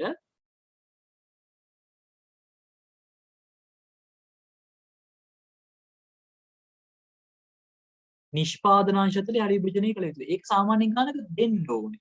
දුන්න නැත්තම් තමයි ගාන චුට්ටක් වොන්න අමාරු වෙන්නේ. මම අර කිව්වේ ගාන චුට්ටක් අමාරු වෙනවා කියලා. ගොඩක් ගණන් වල ඔක දෙනවා කොහේ හරි යට හරි උඩ හරි කොහේ හරි ඇති. පොඩ්ඩක් ගාන හොඳට කියවන්න. මේක තියෙනවා. සේවාංශයේ පොදුකාර්ය 3/2 අනුපාත. මෙහෙම 3/2 දුන්නා අපි උපකල්පනය කරන්නේ මේ මුලින්ම තියෙන්නේ සපත්තු එකනේ. ඒකට තමයි 3. ඊළඟට තියෙන සෙරෙප්පුනේ. ඒකට තමයි 2 කියලා. සේවාංශයේ තියෙන එක ඒ දෙකට මෙහෙම බෙදලා දෙන්න. මේ අනුපාතය පාවිච්චි කරලා. ඒ ගාන දීලා තියෙනවා. ඉතින් ඒකයි ගත්තේ. මම අර මෙතන ටයිප් කරද්දි මේ ටයිප් කරන එක වැරදුනා. ඒකේ මම මේ 4 පාරක් විතර ලිව්වේ. හරි. එහෙමයි මේක ගත්තේ. ඊට පස්සේ එකතුන් ටික ගන්න. 260000යි 1,60,000යි ලක්ෂයයි තේවාංශය කීයක්වත් නැහැ. ඔන්න ඔහමයි වෙන්නේ. දැන් එතකොට ඔයාගාව තියෙනවා සපත්තු අංශයට කොච්චරක මුළු පොදුකාර පිරිවැයක් යනවද? සෙරෙප්පු අංශයට මුළු පොදුකාර පිරිවැයක් යනවද කියලා. දැන් ඔන්න ඔයාට ඔයාගේ ව්‍යාපාරයේ තොරතුරු ඉතුරු තොරතුරු හදන්න ලේසියි. මොකද ඔයා දන්නවා දැන් සපත්තු වලට ඔක්කොම පොදුකාර යනවා 1,60,000ක් කියලා. සෙරෙප්පු හදන්න ඔක්කොම යනවා ලක්ෂයක් කියලා දැන් ඔයා දන්නවා. දැන් ඔයාගේ ගණන් හදන්න ලේසියි. ඕක හොයාගන්න එක තමයි ඉතින් අපි මේ කළේ. ඉතින් ව්‍යාපාරක මේක කරනවා. හරි. මේ දක්වා ඉවර නම් අපි යන් ටියුට් එකට ආයෙ පාරක්.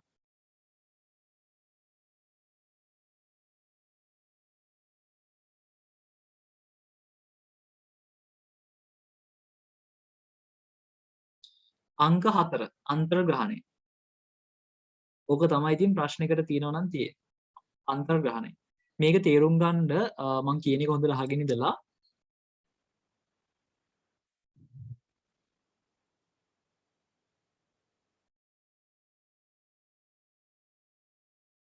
බලමු අපි.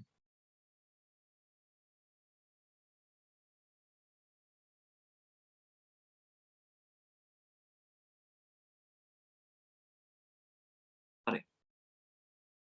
පොදුකාර පිරිවැය අන්තර්ග්‍රහණය. පොදුකාර පිරිවැය අන්තර්ග්‍රහණය. කිසියම් නිෂ්පාදන මධ්‍යස්ථානයකට අදාළව. ඒ කියන්නේ සපත්තු අංශයට, සෙරෙප්පු අංශයට, කැපීමේ අංශයට, මැසීමේ අංශයට අන්න ඒ වගේ. කිසියම් නිෂ්පාදන මධ්‍යස්ථානයකට අදාළව මුළු පොදුකාර ප්‍රමාණය තීරණය කළ පසු. ඒ කියන්නේ අපි හොයාගත්තනේ මුළු පොදුකාරය. එම පොදුකාරය පිළිගත් පදනමක් මත පිරිවැය ඒකක අතර බෙදා හැරීම. ඒ කියන්නේ එකක් හදන්න නැත්නම් එක පැයකට මොකක් හරි පදනමක් අනුව දැන් කැපි මොකද්ද මේ කලිසම් කමිස කියලා ගත්තොත් දැන් ඔයා දන්නවා කලිසම් වලට මෙච්චර පිරිවැයක් යනවා. දැන් අපි හදපු ගානෙන් ගත්තොත් සපත්තු වලට 1,60,000ක් ගියා.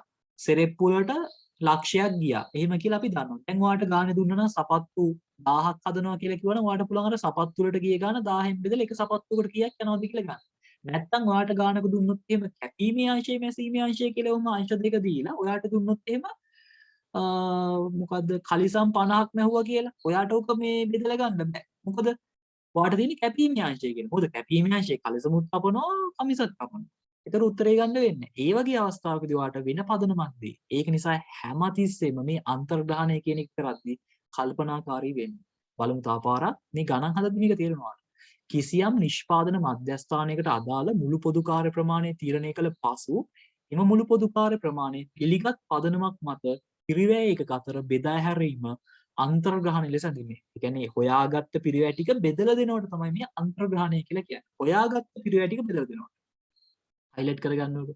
ඕක අහන්න පුළුවන් වගේ කෙටි ඕගොල්ලන්ගේ ෆස්ට් පේපර් එකේ කෙටි ප්‍රශ්නයක් විදිහට මේක අහන්න පුළුවන්. ඒක නිසා මේක පාඩම් කරගන්න. පොදුකාර පිරිවැය අන්තර්ගාමී සඳහා විවිධ පදනම් අතරින් ව්‍යාපාර ආයතනයේ පිරිවැය සැකැස්මු අතර සුදුසු ක්‍රමයක් තෝරගන්න පුළුවන්. මේ දීලා තියෙනවට ඒකේ පාවිච්චි කරන පදනම් ටික. ඉතින් ඔයා මේ ඔක්කොම පාඩම් කරගන්න ඕනේ නැහැ. මේ මම කොටු කරලා තියෙන එක විතරක් highlight කරලා මතක තියාගත්තා නම් හොඳටම ඇති. හොඳටම ඇති මේක මතක තියාගත්තා. අන්තර්ග්‍රහණ අනුපාතය හොයන්නේ නැත්නම් අන්තර්ග්‍රහණ පදනම හොයන්නේ අයවැයගත මුළු පොදු කාර්ය බෙදෙනවා අයවැයගත පදනම. මේක මතක තියාගන්න. අයවැයගත නැත්නම් ඇස්තමේන්තුගත මුළු පොදු කාර්ය තමයි ඇස්තමේන්තුගත පදනමෙන් බෙදන්නේ. ඔයාට හිතෙන දේ කරන්න යන්න එපා. මේක තමයි අන්තර්ග්‍රහණ අනුපාතය කියලා කියන්නේ. අන්තර්ග්‍රහණ අනුපාතය කියලා කියන්නේ අර ව්‍යාපාරයක තියෙන මුළු පොදු කාර්ය පිරිවැය එක් ඒකකයකට අනුයුක්ත කරන අනුපාතයට. අර නිකන් පැයකට රුපියල් 3ක් ගියා වගේ මම අර උදාහරණ කතා කරන්නේ. අද මුලින්ම පටන් ගන්නකොට අන්න ඒ වගේ අනුපාතය. මේක highlight කරගන්න.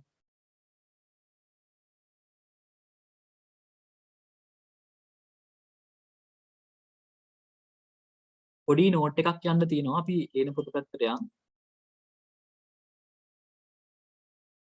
මොකද්ද?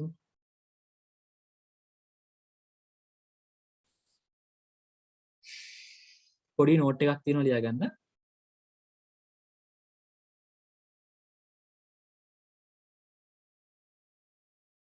පොදුකාර්ය පිරිවේ අන්තර්ග්‍රහණය.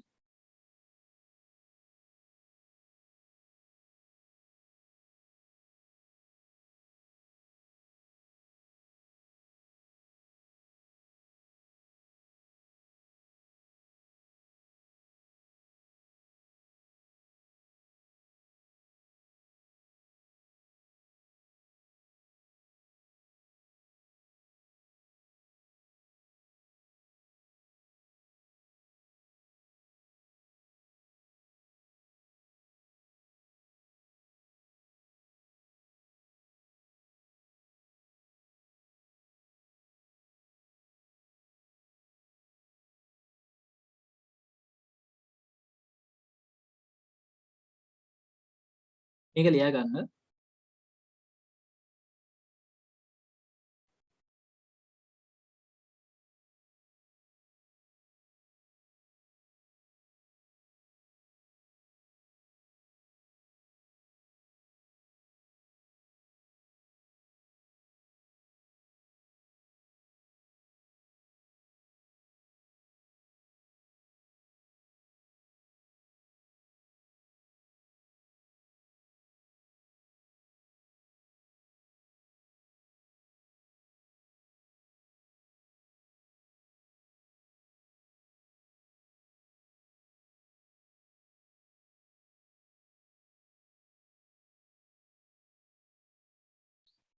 ඔයාගෙන් ඕනම තැනක අන්තර්ග්‍රහණ අනුපාතයක් අහලා තිබ්බොත් අනිවාර්යෙන් මේ සූත්‍රය ලියන්න. ඒකට හේතුව තමයි ඔයාගේ උත්තරේ වැරදුනොත් මේ සූත්‍රයට ලකුණු භාගයක් හරි දෙනවා ඒගොල්ලෝ. ඒක නිසා මේ සූත්‍රය ලියන්න හැමතිස්සෙම. අන්තර්ග්‍රහණ අනුපාතය. ඒ කියන්නේ මේ ගානකදී අන්තර්ග්‍රහණ අනුපාතයේ කොහේ හරි තැනක අහලා තිබ්බොත් සාමාන්‍යයෙන් A level paper එකේ මේක තියෙනවම තමයි. මේක නැතුව උත්තරයක් ගන්න එනවා අඩුයි කලාතුරකින් තමයි තියෙන්නේ.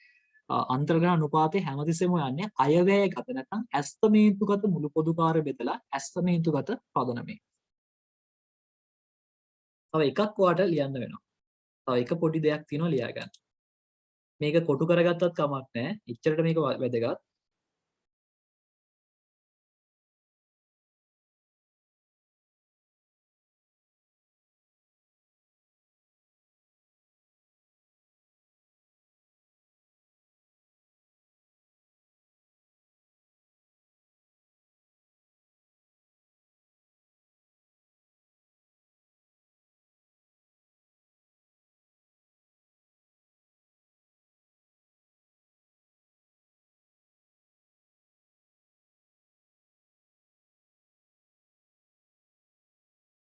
ඔයාගෙන් තව සමීකරණයක් ඔයා දැනගෙන ඉන්න ඕනේ මේ ගානක් හදද්දි. ඒක තමයි අන්තර්ග්‍රහණ අනුපාතය හොයාගත්තට පස්සේ ඔයාගෙන් අහන්න පුළුවන් අන්තර්ග්‍රහණය කරන පොදු කාර්ය නැත්නම් අන්තර්ග්‍රහණය කළ පොදු කාර්ය නැත්නම් අන්තර්ග්‍රහණය කළ හැකි පොදු කාර්ය පිරිවැය කීයද? ඒ කියන්නේ එකකට ඇතුළත් කරන්න ඕනේ පොදු කාර්ය පිරිවැය කීයද කියලා. මේ සමීකරණය හොඳට මතක තියාගන්න. පොදු කාර්ය පිරිවැය. වැරදි ඉරලා තියෙනවා.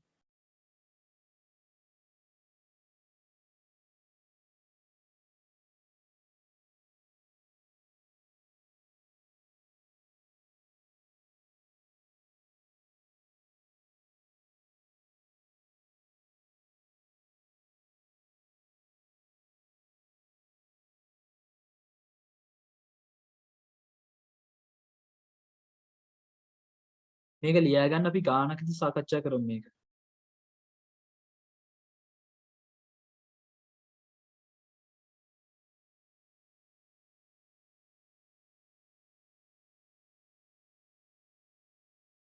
මේකෙදි කියන්නේ ළමයි මම උදාහරණයකින් පැහැදිලි කරනවා නම් අර අපි ගානක් හැදුවානේ මතකද?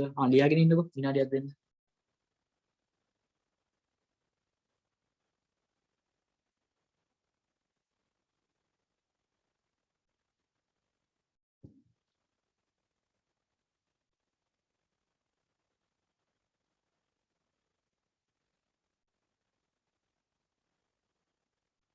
මේ දෙකම ලියලා කොටු හරි කරගන්න. ඒ කියන්නේ මේ දෙකම වැදගත් සමීකරණ දෙකක් මම මේ කතා කරන්න යන්නේ.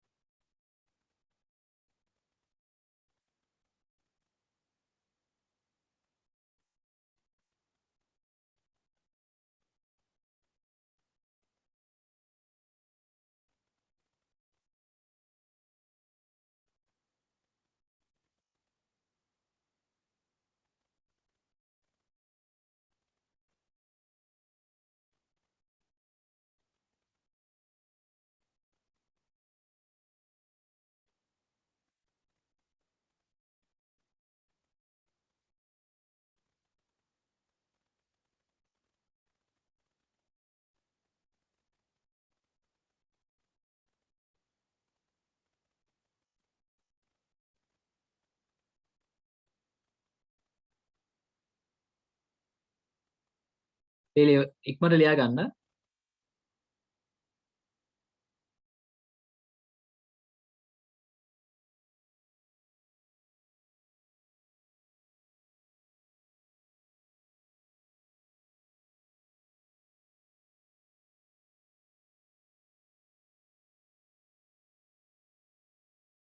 හරි. බලන්න මම ඔයගොල්ලෝ ලියන එකල් වෙන එකක් ලියාගත්තා. පොඩි උදාහරණයක් බලන්න කැපීමේ මම මෙතන පොඩි නිදසුනක් ලියාගත්තේ කැපීමේ අංශයේ මුළු පොදු කාර්යපිරිවෙල 50000යි මැසීමේ අංශයේ මුළු පොදු කාර්යපිරිවෙල 20000යි කියලා ලියාගත්තා. ඊට පස්සේ මම ලියනවා මෙතන තව දත්තයක් ඍජු ශ්‍රම පැය ගණන 5000ක් කියලා ගන්නවා 500ක් කියලා ගන්නවා. ඊට පස්සේ යන්ත්‍ර පැය ගණන මේ වගේ දැන් ඉස්සරහට ගණන් දෙනවා තොරතුරු. ගණන් 100ක් කියලා මේ වගේ දෙනවා. ඊට පස්සේ ඔයාලට ගාන දෙනවා තව දත්තයක්. කැපීමේ අංශය කියන්න ගියම හරි කරදරයි. කැපීමේ අංශය ඍජු ශ්‍රම පැය මත. කැපීමේ අංශය ශ්‍රම පැය මතද මැසීමේ අංශය මෙහෙම ගාන දෙනවා අනිවාර්යයෙන්. යන්ත්‍ර පැය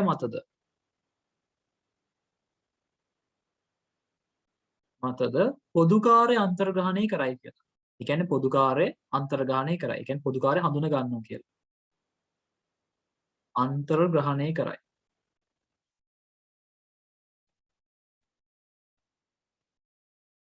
ඊට පස්සේ ගාන දෙනවා මෙහෙම තොරතුරක්.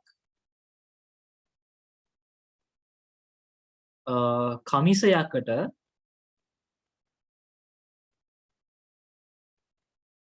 ශ්‍රම පැය දෙකකුත් යන්ත්‍ර පැය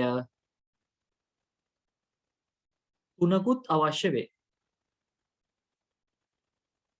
ඒ කියන්නේ කමිසයක් හදන්න ශ්‍රම පැය දෙකකුත් යන්ත්‍ර පැය තුනකුත් යනවලු. ඊට පස්සේ දෙනවා කලිසමකට ශ්‍රමය පැය හතරකුත් යන්ත්‍ර පැය දෙකකුත් අවශ්‍ය වෙනවා කියලා. මෙහෙම ගානක දෙනවා. වාගෙන් අහන්නේ එතකොට මේකේ අහලා තිබ්බොත් හිතන්න අන්තර්ග්‍රහණ අනුපාතය හොයන්නේ මෙහෙමයි. අයවැයගත මුළු පොදු කාර්යය තියෙනවානේ 50000ක් කියලා මේකේ කැපීමේ අංශයේ. ඔන්න අපි ඒක බලනවා. මැසීමේ අංශයේ තියෙනවා 20000ක්. ඒව අංශ ටික වෙන වෙනම ගන්නවා අපි. මේක ආයෙ එකතු කරන්න යන්නේ ඒව කරන්න යන්නේ නැහැ. ඒ දීලා තියෙන අංශ දෙකේ පොදු කාර්ය ගන්නවා. සේවාංශයක් තිබ්බොත් ඒක නිෂ්පාදනාංශයට බෙදලා දීලා ෆයිනල් උත්තර දෙක ගන්නවා නිෂ්පාදනාංශවල. පොදු කාර්ය ටික මෙහෙම ගන්නවා 50000යි 20000යි කියලා. ඊට පස්සේ කියනවා කැපීමේ අංශය මොකද මම දීලා තියෙන්නේ නැකතට.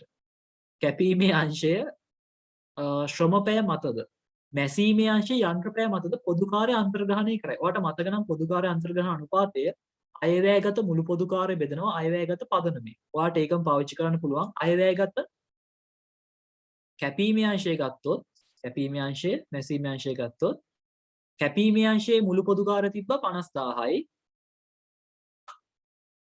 මේ කැපීමේ අංශයේ මුළු පොදු කාර්ය 50000යි. ඇස්තමේන්තුගත පදනම උනේ මේ ගානේ දීලා තිබ්බා. කැපීමේ අංශයේ ශ්‍රම පැය මතද ශ්‍රම පැය 500යි. මැසීමේ අංශයේ යන්ත්‍ර පැය මතද යන්ත්‍ර පැය 100යි.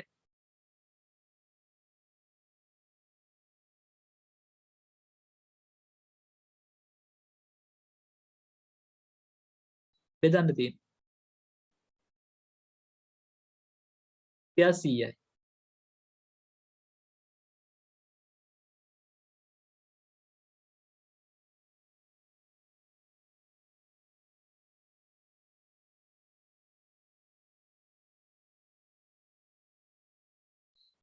මේකින් වාට එනවා ශ්‍රම පැය එකකට කීයක් අන්තර්ග්‍රහණය කරන්න ඕනේද? ඒ කියන්නේ ශ්‍රම පැයක් කියලා කියන්නේ රුපියල් වලින් කීයක් වැය වෙනවද? ශ්‍රම පැයක් අපේ අතින් අපි ශ්‍රමය පැයක් අපි යොදා ගන්නවනේ මේ නිෂ්පාදන ක්‍රියාවට රුපියල් 100ක් වැය වෙනවා. මෙන්න මේක තමයි අන්තර්ග්‍රහණ අනුපාතය කියලා කියන්නේ.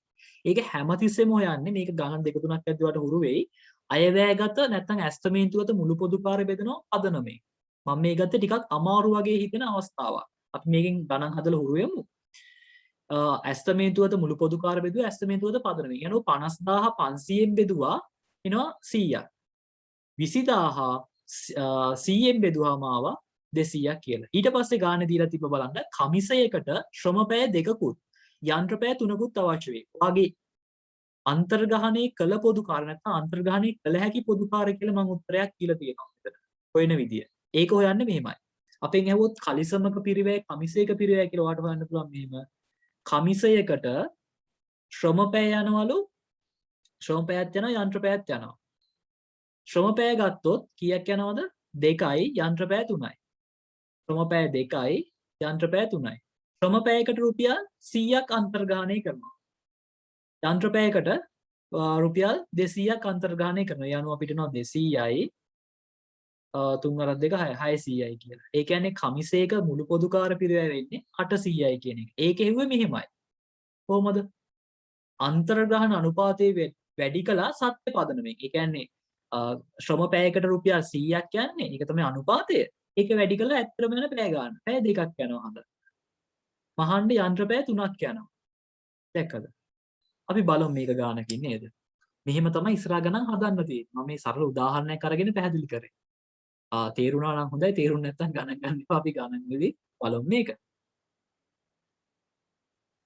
මේක අමුතු නෑ. මේක ඇවිල්ලා ඒ කියන්නේ කලමනාකරන ගිණුම් කරන්නේ. මේක ඒ කියන්නේ ගොඩක් සරල අවස්ථාවක් මට හිතෙන විදිහට. අමාරු නෑ. මේක highlight කරගත්තා නේද? හරි ඊට පස්සේ එන්නේ ප්‍රශ්න අංක 3ට ගෙලින්ම.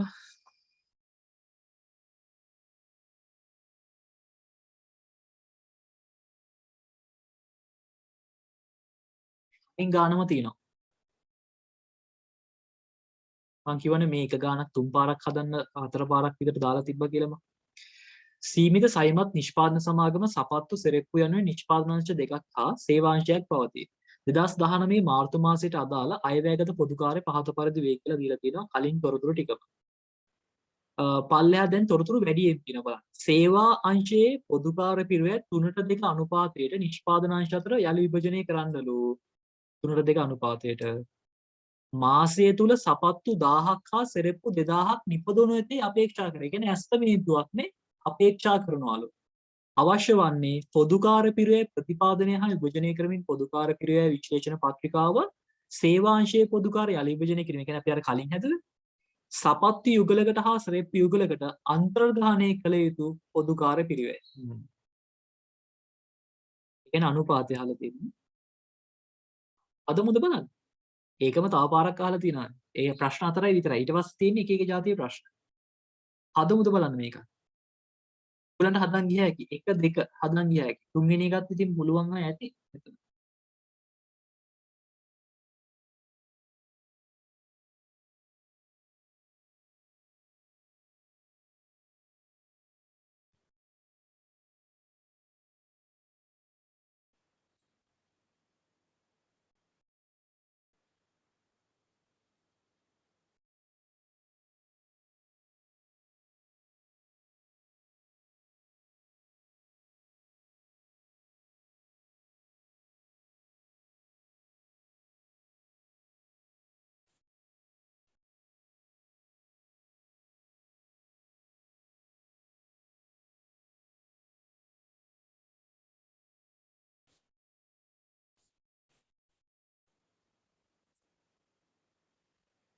හරි මේකේ තියෙනවා නිෂ්පාදනාංශ දෙකක් තියෙනවලු සපත්තු සෙරෙප්පුයි කියලා. ඔයගොල්ලෝ මේක ලියාගෙන කරන්න ඕනේ. දැන් මම ඉතින් රූල් කරන්න ඕනේ නෑ නේද? සපත්තුයි සෙරෙප්පු යන නිෂ්පාදනාංශ දෙකක් හා සේවාංශයක් පවතී. 2019 අප්‍රේල් මාසයට අදාළ අයවැයගත පොදුකාර්ය පහත පරිදි වේ කියලා දීලා තියෙනවා. විදුලි ගාස්තු, යන්ත්‍රශය සේවකාර මේ තුන දීලා තියෙන්නේ පොදුවේ. ඒ කියන්නේ විභජනය කරන්න වෙයි. වක්‍ර ශ්‍රමය විතරක් වෙන වෙනම දීලා තියෙනවා. ඒ කියන්නේ ප්‍රතිපාදනයක්. ඊට පස්සේ ඔයාලට පුළුවන් ගානේ තියෙන අනිකුත් තොරතුරු තෝරන්න කියවලා සේවාංශය 3:2ට ප්‍රතිපාදනය කරනවලු මාසය තුල සපත්තු 1000කුයි සෙරෙප්පු 2000කුයි හදනවලු මේ වගේ තොරතුරු දීලා තියෙනවා අවශ්‍ය වන්නේ අංක 1 පොදුකාර පිරිවැය ප්‍රතිපාදනය විභජනය කරමින් විශ්ලේෂණ පත්‍රිකාව. ටක් ගාලා මේක ගහලා ලියන්න බලන්න. 1යි 2යි කරන්න බලන්න මම තුන්වෙනි එක කරන්න.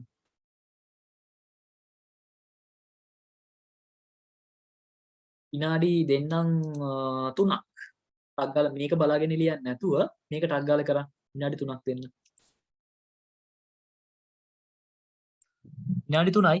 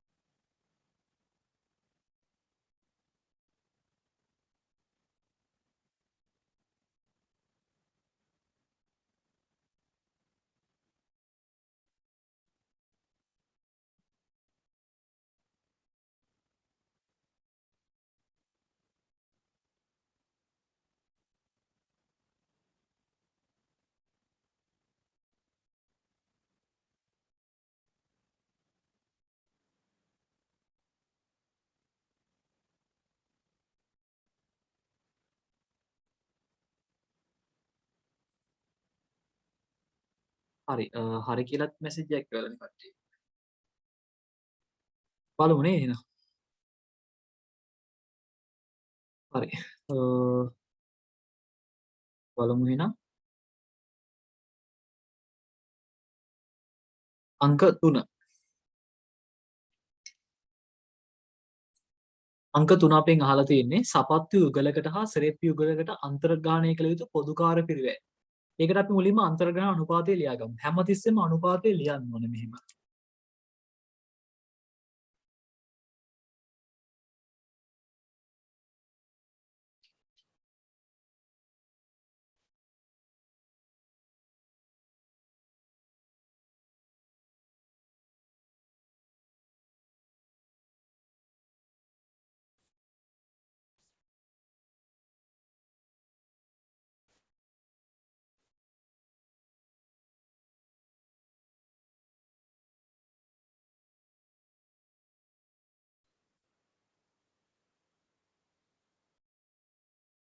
අන්තර්ග්‍රහණ අනුපාතය සමානයි. මට මෙතන හරියට ලියන්න බෑ මම බැලුවේ ඒකයි.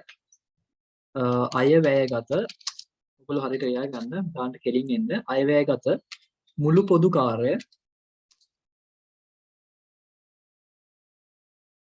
බෙදීම අයවැයගත පදනම.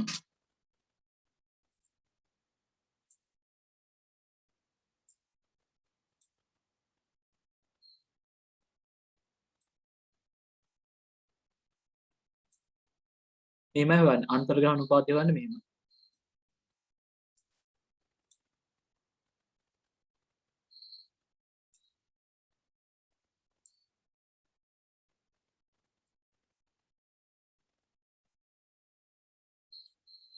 මෙහෙමයි හොයන්නේ.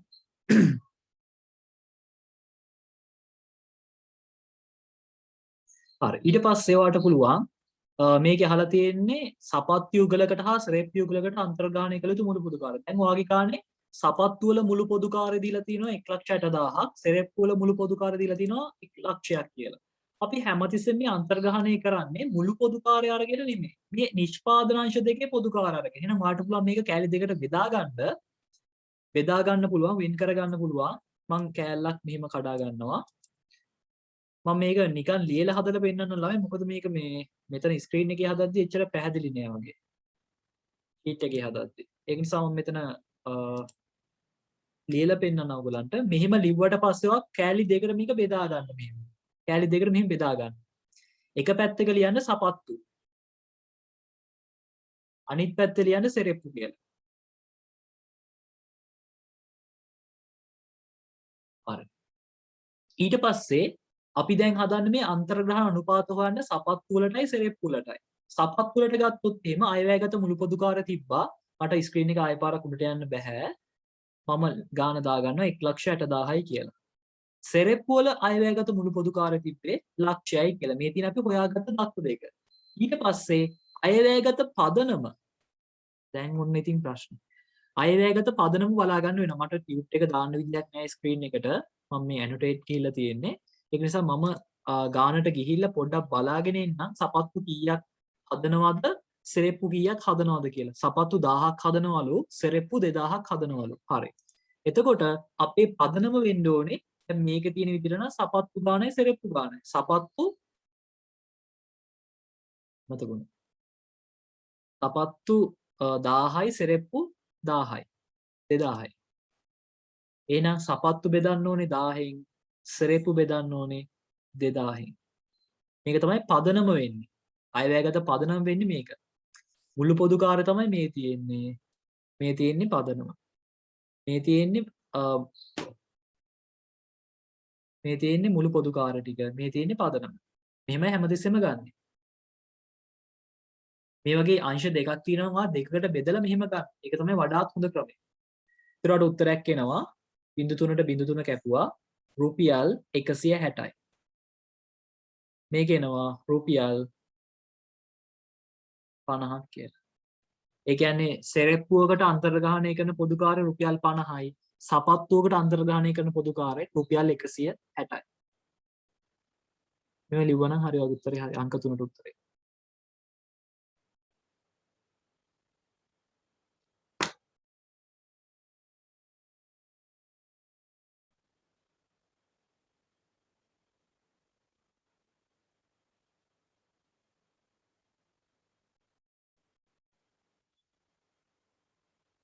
ඒක ඉවර නම් මම තව පොඩි ගානකට යනවා. ඒ කියන්නේ ලොකු ගානක් නෙමෙයි මේ බහුවර්ණ ගානක් වාට පෙන්නන්න. අග්ගල ලියා ගන්නකෝ.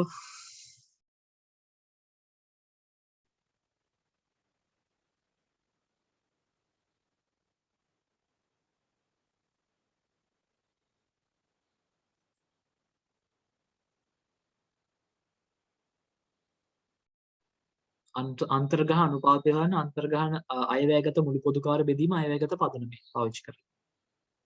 ඊට පස්සේ අංශ දෙකක් තියෙනවනේ. මේ අංශ දෙකම මෙහෙම බෙදලා පෙන්නන්න ඕනේ.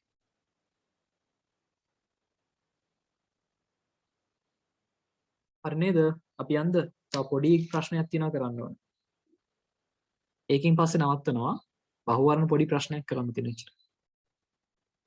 මම මේ ටික අයින් කරනවා.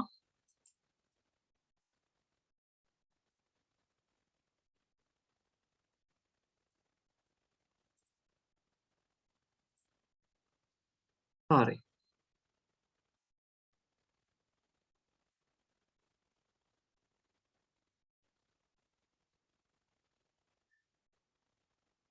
මේ ගණන් ටික හදලා ඉද්දි ඔයගොල්ලන්ගේ මේ දැනුම හැදෙනවා නිකම්. මේ ගොඩාක් තියෙන ගණන්. අනික මේ ගණන් වලට වෙලා යන්නේ නැහැ ළමයි එච්චර. අද මේ කියා දෙන දවසක් නිසා මෙහෙම වෙලා ගියේ. අපේ තියරි තව චුට්ටයි තියෙන. එතනින් ඉවරයි තියරි ටික. ඔව් මේ බහුවර්ණ ටික හම්බෙන්නේ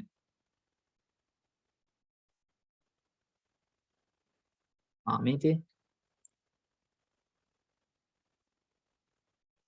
මට මෙන්න මේකේ මේ උත්තර ටික බලලා මට මේ අන්තර්ග්‍රහණ අනුපාතය කියන්නේ එතනින් පස්සේ නවත්වනවා මම. 28 මේ ස්ක්‍රීන් එකේ දාලා තියෙන එකේ අන්තර්ග්‍රහණ මම බලාපොරොත්තු වෙන හැමෝම වගේ මොකක් හරි උත්තරයක් එවයි කියලා. දැන් අපිට දීලා තියෙන 28 වෙනි ප්‍රශ්නේ නිෂ්පාදන පොත් මම උත්තර 4 දාන්නේ නැහැ. උත්තර 5 දාන්නේ නැහැ. නිෂ්පාදන පොදුකාර්ය පිරිවැය යන්ත්‍රපෑ පදනම මත අන්තර්ග්‍රහණය කරන සමාගමකට පහත් තොරතුරු අදාළ වේ. කියලාට මුළු පොදුකාර්ය සත්‍ය ටිකයි ඇස්තමේන්තුගත ටිකයි දීලා තියෙනවා. මං අහන්නේ අන්තර්ග්‍රහණ අනුපාතය කීයද කියලා. හරිම ලේසි.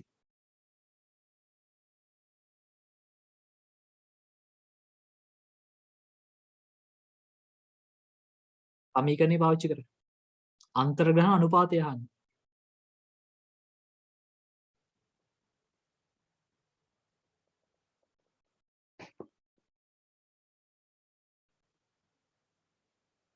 ළමවරු දො. උත්තර මම බලාපොරොත්තු වෙනවා ඉතින් හැමෝම වගේ කියයි කියලා. මේ කතා කරලා පස්සේ නවත්තනවා.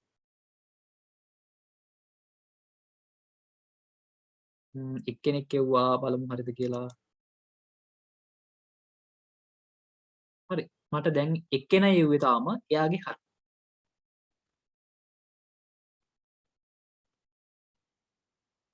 තව